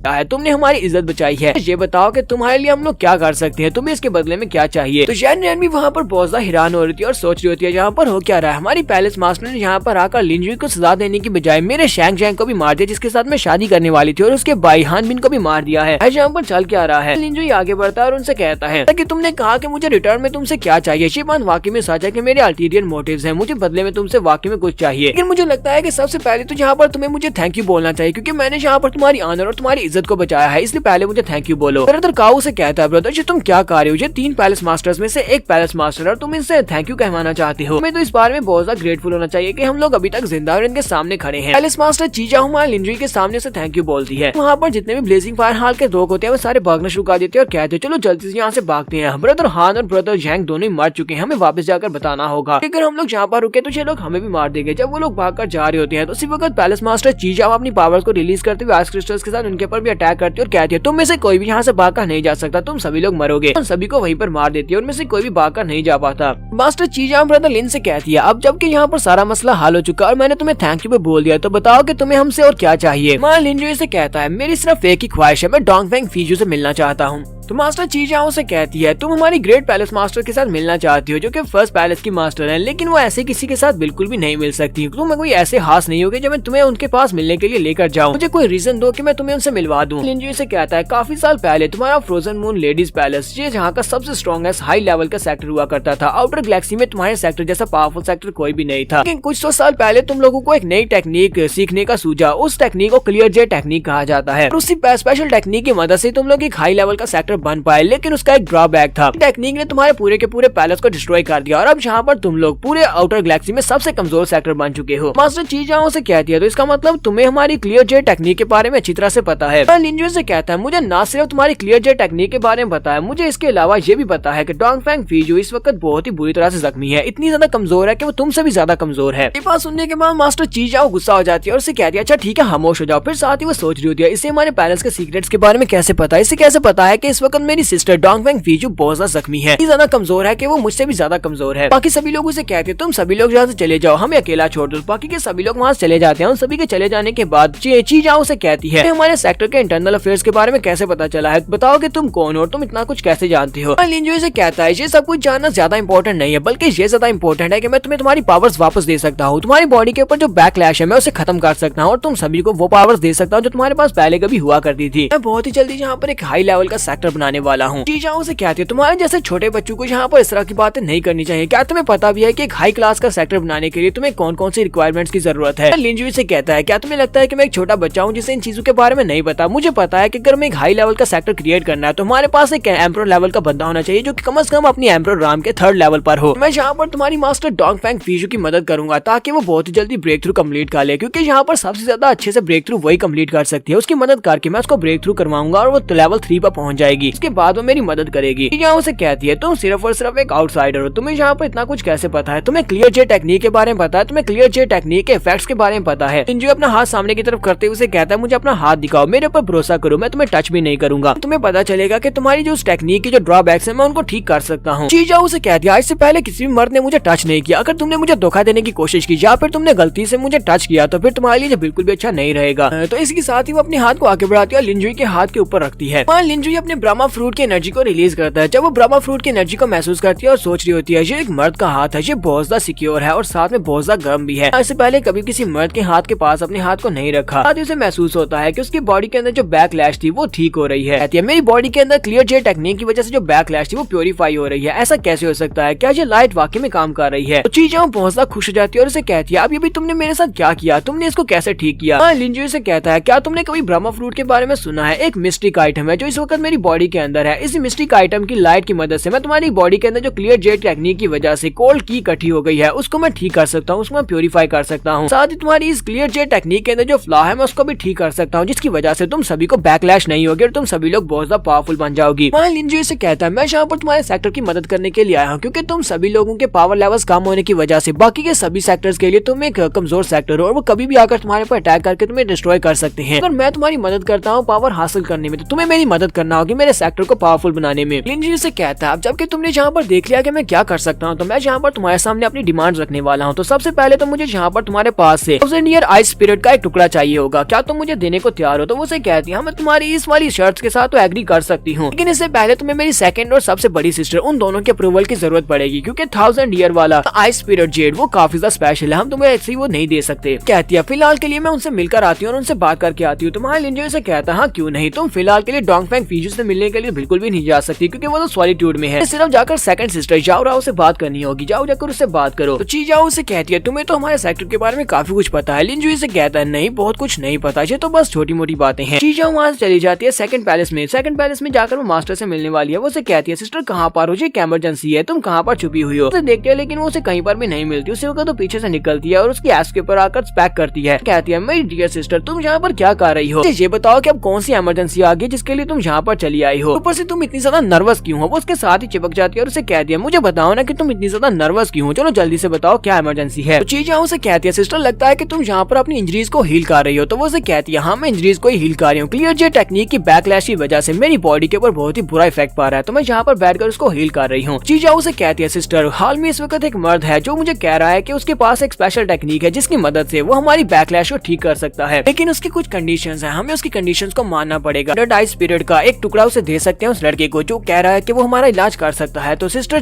जाओ राव से कहती है तुम्हें उसके ऊपर कैसा भरोसा है, क्योंकि हमने तो पहले कभी किसी मर्द के ऊपर भरोसा नहीं किया। उसे कहती है उस लड़के ने कहा कि उसके पास बुद्धा लाइट है, उसने मुझे अपने पावर्स को दिखाया था, तो मुझे एक बहुत ही चमकती हुई लाइट दिखाई जिसके साथ मेरी बॉडी के अंदर जो क्लियर जे टेक्निक की वजह से एबनॉर्मलिटीज थी वो ठीक हो गई है। मुझे लगता है कि वो झूठ नहीं बोल रहा। सिस्टर जाओ राव से कहती है अगर तुम ये बात कह रही हो कि उसके पास ब्रह्मा फ्रूट है, अगर ये बात वाकई में सच हुई तो वो वाकई में हमारा इलाज कर सकता है, क्योंकि ब्रह्मा फ्रूट 8 सैक्रेड आइटम्स में से एक सैक्रेड आइटम है। ठीक है मुझे उस बंदे के पास लेकर चलो, आखिर मैं भी तो देखूं कि वो बंदा क्या है और क्या कर सकता है, मैं खुद उससे मिलना चाहती हूँ। मैं लिंजुई का दिखाया जाता है। जी जाओ उन लोगों से कहती है तुम लोग यहीं पर इंतजार करो, वो लोग यहीं पर तुम्हारे लिए आएंगे। लिंजुई वहीं पर होता है जबकि उसके साथ ब्रदर काओ होता है। ब्रदर काओ से कहता है ब्रदर लिन क्या तुम वाकई में श्योर हो कि हम लोग सही जगह पर हैं, ऐसा ना हो कि ये लड़कियां हमारे साथ कुछ चोरी कर दें। लिंजुई से कहता है तुम्हें बिल्कुल परेशान होने की जरूरत नहीं है, यहाँ पर ऐसा कोई भी नहीं जो कि मुझे नुकसान पहुंचा सकता है, क्योंकि ये सभी लड़कियां बहुत ज्यादा कमजोर हैं, ये चाहकर भी मुझे नुकसान नहीं पहुंचा सकती। जैन रैनो से कहती है मास्टर अगर आपको मुझसे और कुछ भी नहीं चाहिए तो क्या मैं यहाँ से जा सकती हूँ? तुम्हारे जुंजी से कहता है नहीं फिलहाल के लिए तुम्हें यहीं पर रुकना होगा। लिंजुई से कहता है तुम्हारे मास्टर ने तुम्हें ऑर्डर्स दिए होंगे कि मैं तुम्हें जो भी कहूँ तुम्हें वो करना होगा, क्या तुम वो करने को तैयार हो? तो वो से कहती है जी मास्टर, मेरी मास्टर ने कहा था कि आप जो भी कहें मैं वो करूंगी। लिंजुई से कहता है तो फिर ठीक है आओ आकर मेरे कंधे दबा दो, क्योंकि मेरे कंधों में काफी ज्यादा दर्द महसूस हो रहा है, चलो जल्दी से आओ इनके मैं मसाज करो। फिर काओ सोच रहा होता है ये ब्रदर लिन को क्या हो गया, लगता है इन्हें जैन रैन के एटीट्यूड के बारे में नहीं पता, ये बहुत ही एटीट्यूड वाली प्राउड लड़की है, फिर भी ऐसा काम बिल्कुल भी नहीं करेगी। इसे लगता है कि जिसके कंधे दबाएगी, मुझे लगता है कि ये कभी भी अपनी प्राइड को छोड़कर ऐसा काम नहीं करेगी, ये अपनी जान देने को तैयार हो जाएगी पर ऐसा काम बिल्कुल भी नहीं कर सकती। वो आगे बढ़ती है और हमारे लिंजुई के कंधे दबाते हुए कहती है मास्टर लिन क्या आपको अब अच्छा महसूस हो रहा है? तो काऊ जब देखकर बहुत ज्यादा हैरान हो जाता है, कहता है ऐसा कैसे हो सकता है, ये उसके कंधे कैसे दबा रही है। देर के बाद हमारे लिंजुई से कहता है ठीक है बहुत अब तुम जा सकती हो। तो वो कहती है ठीक है मास्टर मैं जा रही हूँ, वहाँ से चली जाती है। चले जाने के बाद हमारा लिंजुई ब्रदर काऊ से कहता है ब्रदर काऊ क्या तुम्हें समझ आई? तो वो उसे कहता है हाँ मुझे समझ आई, पर मुझसे ये बताना चाहती हो कि अगर हम किसी औरत से आराम से बात करेंगे तो हमारे ऑर्डर को जरूर सुनेगी, उससे प्यार से बात करेंगे तो हमारे ऑर्डर को सुनेगी और हमारा हर एक काम करेगी, जैसे तुमने अभी उससे कंधे दबाए हैं। वाइन गार्डन से कहती है बेवकूफ लड़के कहेंगे, इसी वजह से तो ये गर्लफ्रेंड तुम्हारी गर्लफ्रेंड नहीं बन सकी और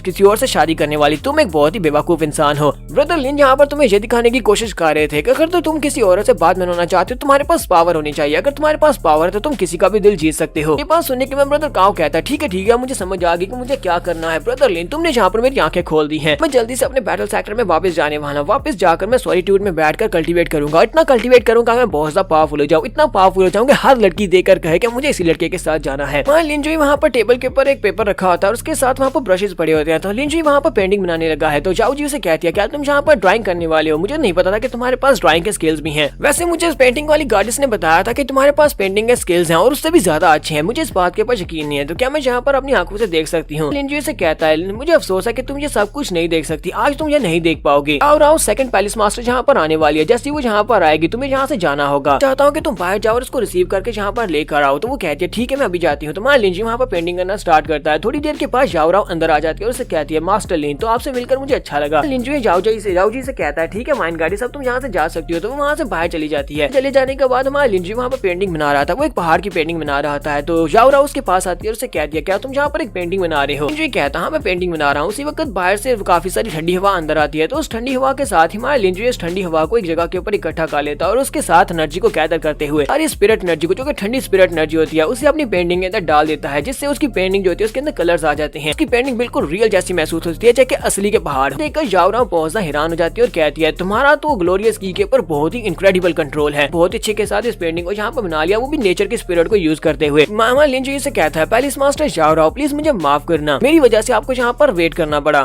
तो जाओ राव उस पेंटिंग को देखने के बाद बहुत ज्यादा एक्साइटेड होती है। उसे कहती है क्या तुमने अभी अभी यहाँ पर 9 माउंटेन्स की पिक्चर बनाई है, जो कि हमारी फ्रोजन मून लेडी पैलेस की 9 माउंटेन्स हैं। उसे कहती है मैं इस बात से काफी ज्यादा शॉक्ड हूँ कि तुम्हें मेरे नाम के बारे में पता है। लिंजू से कहता है लगता है कि तुमने अभी भी यहाँ पर कुछ चीज नोटिस किया। उसे कहती है क्या तुमने पेंटिंग के अंदर कुछ नोटिस किया। पेंटिंग को नोटिस करने के बाद कहती है हाँ मुझे इस पेंटिंग के अंदर से 2 अलग किस्म के डिफरेंट ऑरास महसूस हो रहे हैं। थोड़ा कोल्ड हो रहा है, जबकि दूसरा ऑरा ऐसा है जो कि ऐसा महसूस करवा रहा है जैसे कि मैं एक आइसी माउंटेन के ऊपर खड़ी हूँ। दूसरा ऑरा यहाँ पर मैजेस्टी का है। मैजेस्टी यानी कि ऐसा रिप्रेजेंट कर रहा है जैसे कि इसके अंदर बहुत ज्यादा प्राइड हो, इस माउंटेन के अंदर से बहुत ज्यादा प्राइड महसूस हो रही हो। लिंजू से कहता है तुमने यहाँ पर एक ऑरा को मिस कर दिया है। तो जाओरा उसे कहती है क्या वाकई में मैंने यहाँ पर एक चीज को मिस कर दिया। तुम्हारा लिंजू से कहता है मुझे नहीं लगता कि तुम यहाँ पर मेरे साथ इस पेंटिंग को डिस्कस करने के लिए आई हो। क्या तुम ये डिस्कस करने के लिए आई हो पैलेस मास्टर जा रहा हो। तो उसे कहती है नहीं मैं तुमसे ये डिस्कस करने के लिए बिल्कुल भी नहीं आई। मेरी सिस्टर ने कहा कि तुम्हारे पास ब्राह्मा फ्रूट की पावर है, ब्राह्मा फ्रूट की मदद से तुम हमारी बॉडी के अंदर जो बैकलैश है, जो हमारी बीमारी है, उसको ठीक कर सकते हो। क्या तुम ऐसा कर सकते हो। यहाँ पर स्पेशली तुम्हें अपना ग्रेटिट्यूड शो करने के लिए आई हूँ, क्या तुम मेरे लिए ये करोगे। तुम्हारे लिंजू से कहता है लगता है कि तुम सभी लड़कियों को एक बहुत बड़ी गलतफहमी हो गई है। मैं यहाँ पर सिर्फ डोंगफेंग फियू की मदद करने के लिए आया हूँ, फर्स्ट पैलेस की मास्टर की मदद करने के लिए आया, तुम सभी की मदद करने के लिए नहीं आया। तो मुझे यहाँ पर तुमसे एक 1000 ईयर आइस स्पिरिट का एक टुकड़ा चाहिए और एक टुकड़ा काफी नहीं होगा तुम सभी की मदद करने के लिए, तुम्हें सभी को अलग अलग टुकड़े मुझे देने पड़ेंगे। तो ये बात सुनने के बाद जाओ राव काफी गुस्सा आती है, लेकिन फिर साथ ही कहती है अपनी सीनियर सिस्टर के लिए इस बंदे से प्यार से बात करना, क्योंकि ये सीनियर सिस्टर की मदद करना चाहता है तो इसे हम सीनियर सिस्टर की मदद करनी चाहिए। जाओ राव हमारे लिंजू से कहती है मुझे ये बताओ कि तुम कितने ज्यादा कॉन्फिडेंट हो कि तुम ये काम कर दोगे। हमारे लिंजू कहता है मैं इसमें 100% कॉन्फिडेंट हूँ। फिर साथ ही वो आगे बढ़ता जाकर उस पेपर को फोल्ड करता है और उसे कहता है पेंटिंग वाले पेपर को अपने पास रखो। लिंजू से कहता है मेरे पास जो ब्रोमा फ्रूट है उसके अंदर बहुत ज्यादा प्योरीफाइंग एबिलिटीज हैं और दुनिया में सबसे ज्यादा स्ट्रॉन्गेस्ट प्योरीफाइंग एबिलिटीज उसी में है। हमारी बॉडी के अंदर जो नॉर्मलीज हैं उन सभी को सिर्फ और सिर्फ ये ब्रह्मा फ्रूट ही प्योरीफाई कर सकता है। तुम इस चांस को गवा देती हो तो मुझे लगता है कि तुम अपना एक लाइफ लॉन्ग चांस गवा दोगी। लिंजू पेंटिंग उसे देते हुए कहता है इस पेंटिंग का नाम मैजेस्टिक स्नो है, तुम इसको मेरी तरफ से गिफ्ट समझकर रख सकती हो, क्योंकि हम लोग पहली बार मिले हैं तो पहली बार मिलने पर मैं तुम्हें गिफ्ट देना चाहता हूँ और साथ ही तुम्हें अपनी फर्स्ट पैलेस मास्टर को भी इसे दिखाना होगा। पैलेस मास्टर इसको देखने के बाद इसके अंदर तीसरे ओरा को महसूस कर पाती है तो फिर मैं उसकी मदद करूंगा। मुझे लगता है कि अगर वो यहाँ पर तीसरे ओरा को देख पाती है तो वो लेवल 3 में पहुंच सकती है, यानी कि अपनी एम प्रोग्राम के तीसरे लेवल पे पहुंच जाएगी, ब्रेक थ्रू कर लेगी। उसे कहता है क्या वाकई में ऐसा हो सकता है। ठीक है मैं अभी इस पेंटिंग को लेकर अपनी सीनियर सिस्टर के पास जाती हूँ और उसे दिखाती हूँ, काश वो इसके अंदर से तीसरे ओरे को देख ले और साथ ही ब्रेक थ्रू कंप्लीट कर ले। तुमने कहा था कि तुम हमें अपना पिलर बनाना चाहते हो, अगर तुम ऐसा कर देते हो, अगर तुम हमारी सिस्टर और हमारे सभी की बॉडी के अंदर से क्लैश को खत्म कर देती हो तो हमारा मून लेडी पैलेस ये तुम्हारा सबसे बड़ा एलाई बन जाएगा, सबसे बड़ा दोस्त बन जाएगा। उस पेंटिंग को लेने के बाद वहाँ से चली जाती है। उसके चले जाने के बाद जाओ जी अंदर आती है और उसे कहती है तो नहीं लगता कि तुमने यहाँ पर अपने ऑब्जेक्टिव को अचीव कर लिया। क्या तुमने ऑब्जेक्टिव को अचीव कर लिया। लिंजू से कहता है ये इतना भी आसान नहीं है। लिंजू से कहता है क्या तुम्हें लगता है कि आउटर गैलेक्सी में अपने पाँव जमा पाना इतना ज्यादा आसान काम है। हमें यहाँ पर अपने पाँव जमाने हैं तो सिर्फ और सिर्फ 2 पैलेस मास्टर्स की परमिशन की जरूरत नहीं है, बल्कि अपने पैर जमाने के लिए एक बहुत ही पावरफुल हेल्पर की जरूरत पड़ेगी। पर जो 3 मास्टर्स हैं ये तीनों की तीनों ही एम्प्रोग्राम की मास्टर्स हैं। हमें अच्छी तरह से याद है कि जो बंदा वहाँ से हमारे पास डीमन किंग को जख्मी हालत में छीन कर ले गया था दूसरी गैलेक्सी में गेट से था और वो एक बहुत ही पावरफुल किंग राम का एक्सपर्ट था और उसकी नजर हमारे ऊपर है, उसे पता है कि हम लोग यहाँ पर क्या कर रहे हैं। इसके अलावा डीमन किंग भी यहाँ पर जरूर हमारे पर दोबारा अटैक करने के लिए जरूर आएगा, क्योंकि उसे पता है कि हम लोग यहाँ पर हैं। हमें जल्दी से जल्दी तैयारी कंप्लीट करनी होगी। जाओ जी से कहते हैं तो मुझे ये बताओ कि तुमने सब कुछ पहले से प्लान कर लिया है। तो चुनजी से कहता हाँ मैंने सब कुछ पहले से प्लान कर लिया हुआ है। यहाँ पर इस आउटर गैलेक्सी में काफी कुछ इंटरेस्टिंग चीजें हैं जिनमें मैं इंटरेस्टेड हूँ। कहती है तुम यहाँ पर खूबसूरत औरतों की बात तो नहीं कर रहे। हमारा चुनजी कहता हो सकता है इनमें खूबसूरत औरतें भी शामिल हैं। इसमें सेकंड पैलेस मास्टर हॉल का दिखाया जाता है और वापस आती है और चीजाओ से कहती है लो मैं वापस आ गई। चीजाओ से कहती है तो बताओ क्या हुआ। वो उसे कहती है ना वाकई में बहुत ज्यादा पावरफुल है, चलो जल्दी से मेरे पास आओ। चीजाओ मुझसे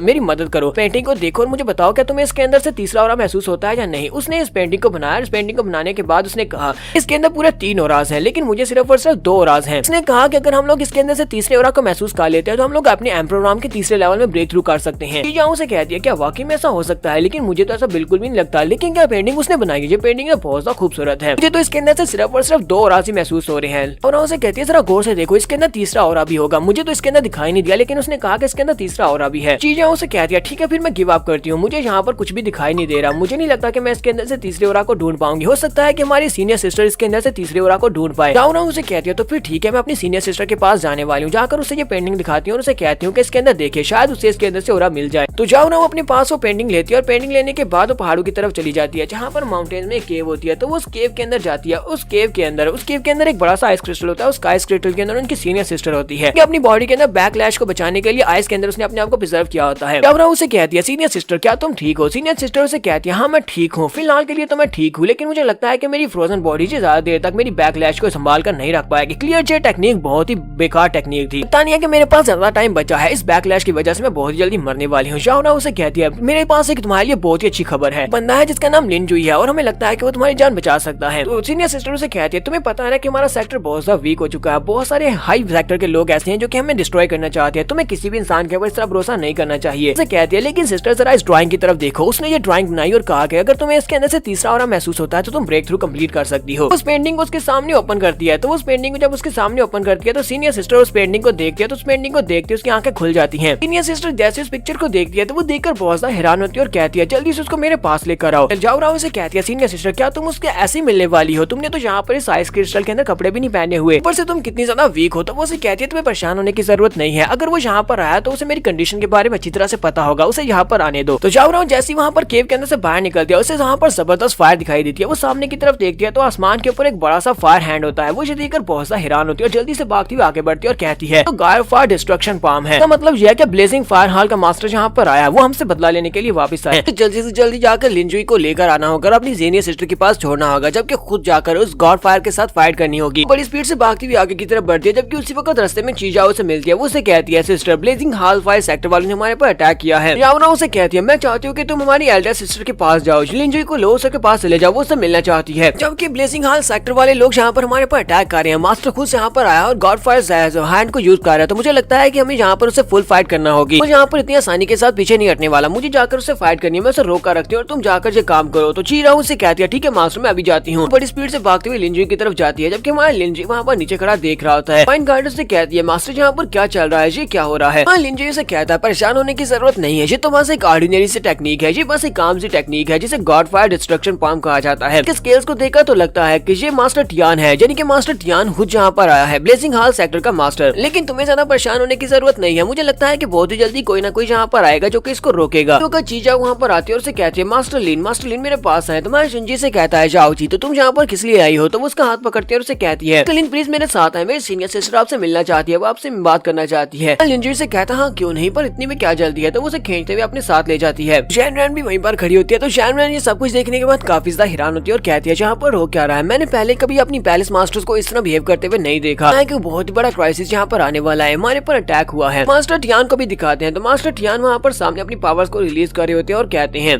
पैलेस की लेडीज क्या तुम सभी लोग यहाँ पर मेरे सामने अपने घुटने टेकोगी या नहीं? शाओरा उसे कहती है तुम भुट्टे खूसट कहेंगे, क्या तुम यहाँ पर हमारे खिलाफ वार एक्टिवेट करने के लिए आए हो? अगर तुम यहाँ पर हमारे पर अटैक करोगे तो इसका मतलब यह है कि हम लोग तुम्हारे खिलाफ जंग करेंगे। किसी में केव का दिखाया जाता है, तो ची जाओ हमारे लिंजी को लेकर केव के बाहर आ जाती है। लिंजी से कहता है ची जाओ जाकर अपनी सिस्टर जाओराव की मदद करो, मैं अंदर अकेले जाऊंगा। तो उसे कहती है लेकिन मुझे तुम्हारे साथ आना है। तुम्हारे लिंजी से कहता है मेरे साथ आने की जरूरत नहीं है। अंदर से उसकी सीनियर सिस्टर की आवाज आती है, वो उसे कहती है ची जाओ ये ठीक कह रहा है, जाओ जाकर अपनी सीनियर सिस्टर की मदद करो। वो लिंजुई से कहती है लिंजुई चलो अंदर आ जाओ। तुम्हारा लिंजुई अंदर चला जाता है, वो अंदर जाकर उस क्रिस्टल के सामने खड़ा हो जाता है। सीनियर सिस्टर यानी कि डोंग फेंग फीजू से कहती है तुमने वो पिक्चर भेजी थी, मैंने उस पिक्चर के अंदर देखा, तुमने उसके अंदर 3 एलिमेंट्स को बहुत ही परफेक्टली कंबाइन किया हुआ था। तीनों एलिमेंट्स की मदद से तुमने उसके अंदर बहुत ज्यादा हार्मोनियस स्टेट क्रिएट की थी। वाकई में एक बहुत बड़े जीनियस हो, मैं वाकई में बहुत इम्प्रेस हो गई। तुम्हारा लिंजुई से कहता है ये मेरे लिए बहुत ही बड़ी ऑनर की बात है कि मैं एक ऐसे इंसान से इस तरह की तारीफ हासिल कर रहा हूँ जो कि कभी इस आउटर गैलेक्सी की सबसे पावरफुल इंसान हुआ करती थी। तुम आउटर गैलेक्सी की सबसे ताकतवर इंसान थी। लिंजी से कहता है अच्छा ठीक है, अब यहाँ पर हमें और ज्यादा बकवास करने की जरूरत नहीं है, हम लोग इधर उधर की बातें छोड़ते हैं और सीधा पॉइंट के ऊपर आते हैं। सीनियर सिस्टर डोंग फेंग फीजू से कहती है क्या तुम इस बारे में वाकई में श्योर हो कि तुम्हें मुझे ठीक करने के बदले में सिर्फ और सिर्फ 1000 ईयर ओल्ड आइस पीरियड का एक टुकड़ा चाहिए? लिंजी से कहता है हाँ मुझे इसके बदले में सिर्फ एक टुकड़ा चाहिए, लेकिन इसके साथ मेरी एक और शर्त भी है। मैं चाहता हूँ कि जब मैं अपना सेक्टर यहाँ पर स्टार्ट करूँ तो तुम मेरा पिलर बनना, यानी कि तुम हमारी सपोर्ट करना। तो डोंग फेंग फीजू से कहती है जितनी स्ट्रेंथ तुम्हारे पास है, जितनी एबिलिटीज तुम्हारे पास है, मुझे लगता है कि आउटर गैलेक्सी में तुम्हारे लिए सेक्टर क्रिएट करना ज्यादा मुश्किल नहीं होगा। तुम बहुत ही जल्दी यहाँ पर अपने कदम जमा लोगे। अगर तुम यहाँ पर हमें अपना पिलर ऑफ सपोर्ट बनाना चाहते हो, अगर तुम हमारे साथ हाथ मिलाना चाहते हो, तो मुझे लगता है कि तुम्हारा मकसद सिर्फ और सिर्फ आउटर गैलेक्सी तक पहुंचना नहीं है। लगता है कि तुम इनर गैलेक्सी को टारगेट कर रहे हो, या फिर हो सकता है कि तुम कोर गैलेक्सी को टारगेट कर रहे हो। लिंजुई से कहता है जैसा कि मैंने एक्सपेक्ट किया था, तुम वाकई में एक बहुत बड़ी जीनियस हो जो यहाँ पर कभी बहुत ज्यादा पावरफुल हुआ करती थी। मैं तुम्हें अगर यहाँ पर सच्ची बात बताऊं तो मुझे ना यहाँ पर पर इनर गैलेक्सी चाहिए, ना ही कोर गैलेक्सी चाहिए, मुझे पूरी की पूरी एम्परर गेट गैलेक्सी चाहिए, मुझे ये सारी की सारी गैलेक्सी चाहिए। तो डोंगफेंग फीचू से कह दिया ठीक है, मुझे तुम्हारी बात की समझ आ गई। अब जबकि तुम्हारे एम्बिशंस बहुत ज्यादा बड़े हैं तो फिर ठीक है, मैं तुम्हारी मदद करने को तैयार हूँ। हमारा लेडी मून पैलेस तुम्हारी मदद करेगा, यहाँ पर हम तुम्हारी मदद कर सकेंगे, हम तुम्हारे साथ चलेंगे। तुम्हारा लिंजू अपने पास से ब्रह्मा फ्रूट निकालता है और उसे कहता है चलो फिर ठीक है, हम तुम्हारी प्योरिफिकेशन को स्टार्ट करते हैं। इस वक्त जेंट कियान बाहर आ चुका है, वो बहुत ही जल्दी तुम्हारे पूरे सेक्टर को बर्बाद कर देगा। करता हूँ कि यहाँ पर अपने आइस केज के अंदर से बाहर निकलने के बाद तुम सबसे पहले जेंट कियान को सबक सिखाना पसंद करोगी, क्योंकि तुम्हें मजा आएगा उससे फाइट करके। लिंजी वहाँ पर उसकी प्योरिफिकेशन को स्टार्ट कर देता है। जबकि नेक्स्ट सीन में बाहर का दिखाया जाता है, जेंट कियान के सामने सिस्टर जाओराओ होती है और सिस्टर जाओराओ के साथ जाओची भी वहाँ पर पहुंच जाती है और उसे कहती है सिस्टर मैं तुम्हारी हेल्प करती हूँ। जाओराओ से कहती है क्या तुमने लिंजी को वहाँ पर केव में छोड़ दिया? उसे कहती है हाँ, लिंजी वहाँ पर जा चुका है, लेकिन मुझे नहीं पता कि उसे कितने ज्यादा टाइम की जरूरत है। हमें ज्यादा से ज्यादा टाइम बाय करना होगा। जितनी जल्दी हमारी सिस्टर की प्योरिफिकेशन कंप्लीट होगी उतनी जल्दी सिस्टर यहाँ पर मदद करने के लिए आ सकेगी। मास्टर जेंट कियान फिर से अपनी गॉड फायर पाम टेक्निक को यूज करने वाले हैं और उनसे कहते हैं तुम लोग मेरे सामने घुटने नहीं टेकने वाली, तो फिर ठीक है, मुझे यहाँ पर तुम सभी को घुटने टेकने में मजबूर करना होगा। और फिर से अपनी गॉड फायर डिस्ट्रक्शन पाम को यूज करते हुए उनके ऊपर अटैक करते हैं। इस बार वो अटैक करते हुए उनके पूरे के पूरे सेक्टर के ऊपर अटैक करने लगे ताकि सारे सेक्टर को बर्बाद कर सके। तो दोनों ही सिस्टर्स भागती हुई आगे बढ़ती हैं और जाकर उस गॉड फायर पाम के नीचे आ जाती हैं और अपने हाथ को यूज करते हुए अपनी आइस के साथ उसके हाथ को वहाँ पर ब्लॉक करती हैं। मास्टर जेंट कियान उन लोगों से कहते हैं तुम लोगों ने यहाँ पर मेरे पहले अटैक को तो ब्लॉक करने में मैनेज कर लिया, लेकिन तुम लोग यहाँ पर मेरे और ज्यादा अटैक्स को ब्लॉक नहीं कर पाओगे। तुमने मेरे डिसाइपल्स की जान ली है, तुमने मेरे 8 और 7 सन की जान ली है, लेकिन तुम्हें क्या लगता है कि तुम इसको एक्सप्लेन किए बिना मुझसे जान छुड़वा सकती हो? तो सिस्टर जाओराओ से कहती है मास्टर जेंट कियान तुम भी ये बात अच्छी तरह से जानते हो कि तुम्हारे वो दोनों डिसाइपल यहाँ पर क्या करने के लिए आए थे और यहाँ पर क्या कर रहे थे। उन दोनों के साथ जो कुछ भी है वो लोग ये डिजर्व करते थे, उन लोगों को मरना डिजर्व था। तो जेंट कियान उसे कहते हैं ये सब कुछ तुम्हारी अपनी डिसाइपल की वजह से हुआ है, क्योंकि वो एक लालची लड़की थी, एक लालची लड़की थी। अपनी लालच के हाथों का मजबूर होकर उसने मेरे डिसाइपल के साथ शादी करने का फैसला किया ताकि वो और ज्यादा पावर को हासिल कर सके और उसका स्टेटस बढ़ सके। तुम लोगों ने अपने पैरों के ऊपर खुद कुल्हाड़ी मारी है, तुमने मेरे डिसाइपल्स की जान लेकर बिल्कुल भी अच्छा नहीं किया। देखो कि सभी लोग तुम्हारा किस तरह मजाक उड़ाते हैं, क्योंकि यहाँ पर बहुत सारे ऐसे लोग हैं, बहुत सारे कमजोर सेक्टर के लोग भी हैं जो तुम्हें हराना चाहते हैं। सिस्टर जाओराओ अपने पास आइस क्रिस्टल्स के साथ उसके ऊपर अटैक करती है और कहती है अपनी बकवास बंद करो, तुम्हें ज्यादा बात करने की जरूरत नहीं है। मास्टर जेंट कियान अपने हाथ को सामने की तरफ करते हुए अपनी फायर को रिलीज करते हैं और कहते हैं तुम्हारे पास तो काफी सारी ओपनिंग्स है, तुम यहाँ पर मुझसे जीत नहीं सकते। तो वो अपने फायर हैंड के साथ जब उसके ऊपर अटैक करते हैं, सिस्टर जाओची के ऊपर अटैक करते हैं। जाओची बहुत ज्यादा घबरा जाती है और कहती है ऐसा कैसे हो सकता है, ये मेरे पर अटैक कर रहा है। तो जाओची अपने हाथों को सामने करते हुए अपने अटैक को ब्लॉक करने की कोशिश कर रही होती है।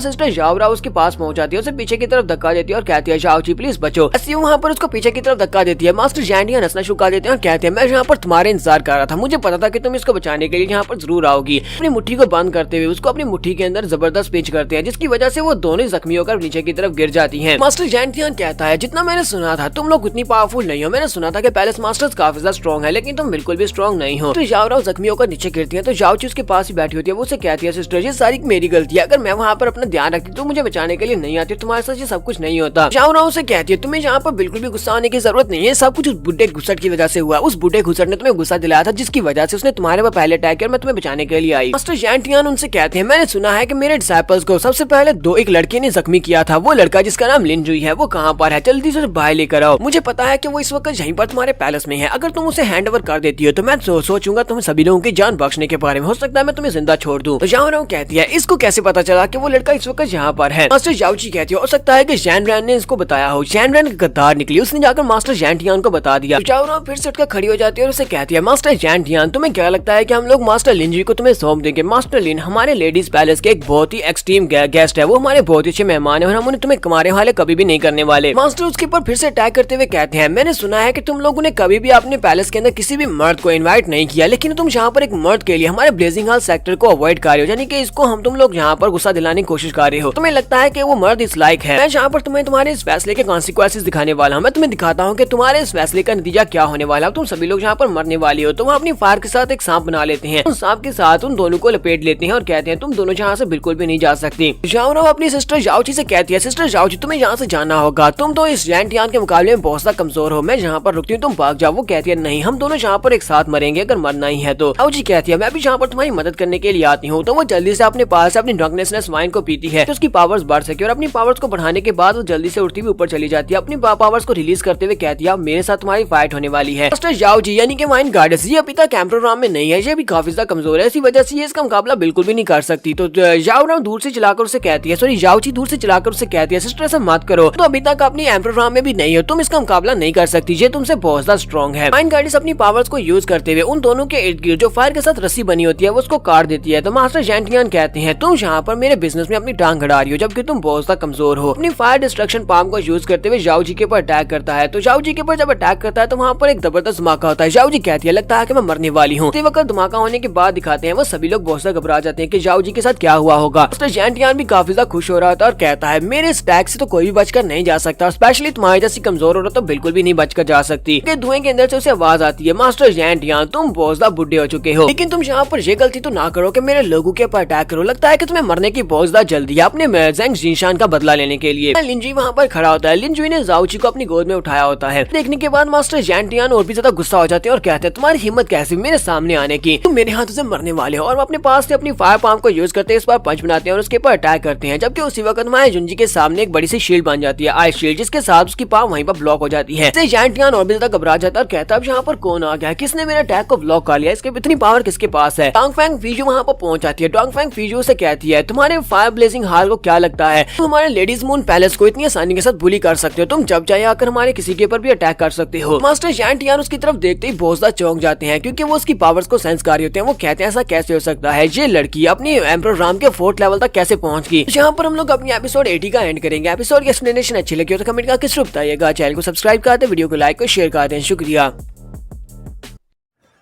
और अगर वीडियो पसंद आए तो चैनल को सब्सक्राइब कर दो, लाइक कर दो। और हाँ, अगर ऐसी मजीद वीडियोस देखनी है तो चैनल को ज़रूर सब्सक्राइब करना मत भूलना। शुक्रिया।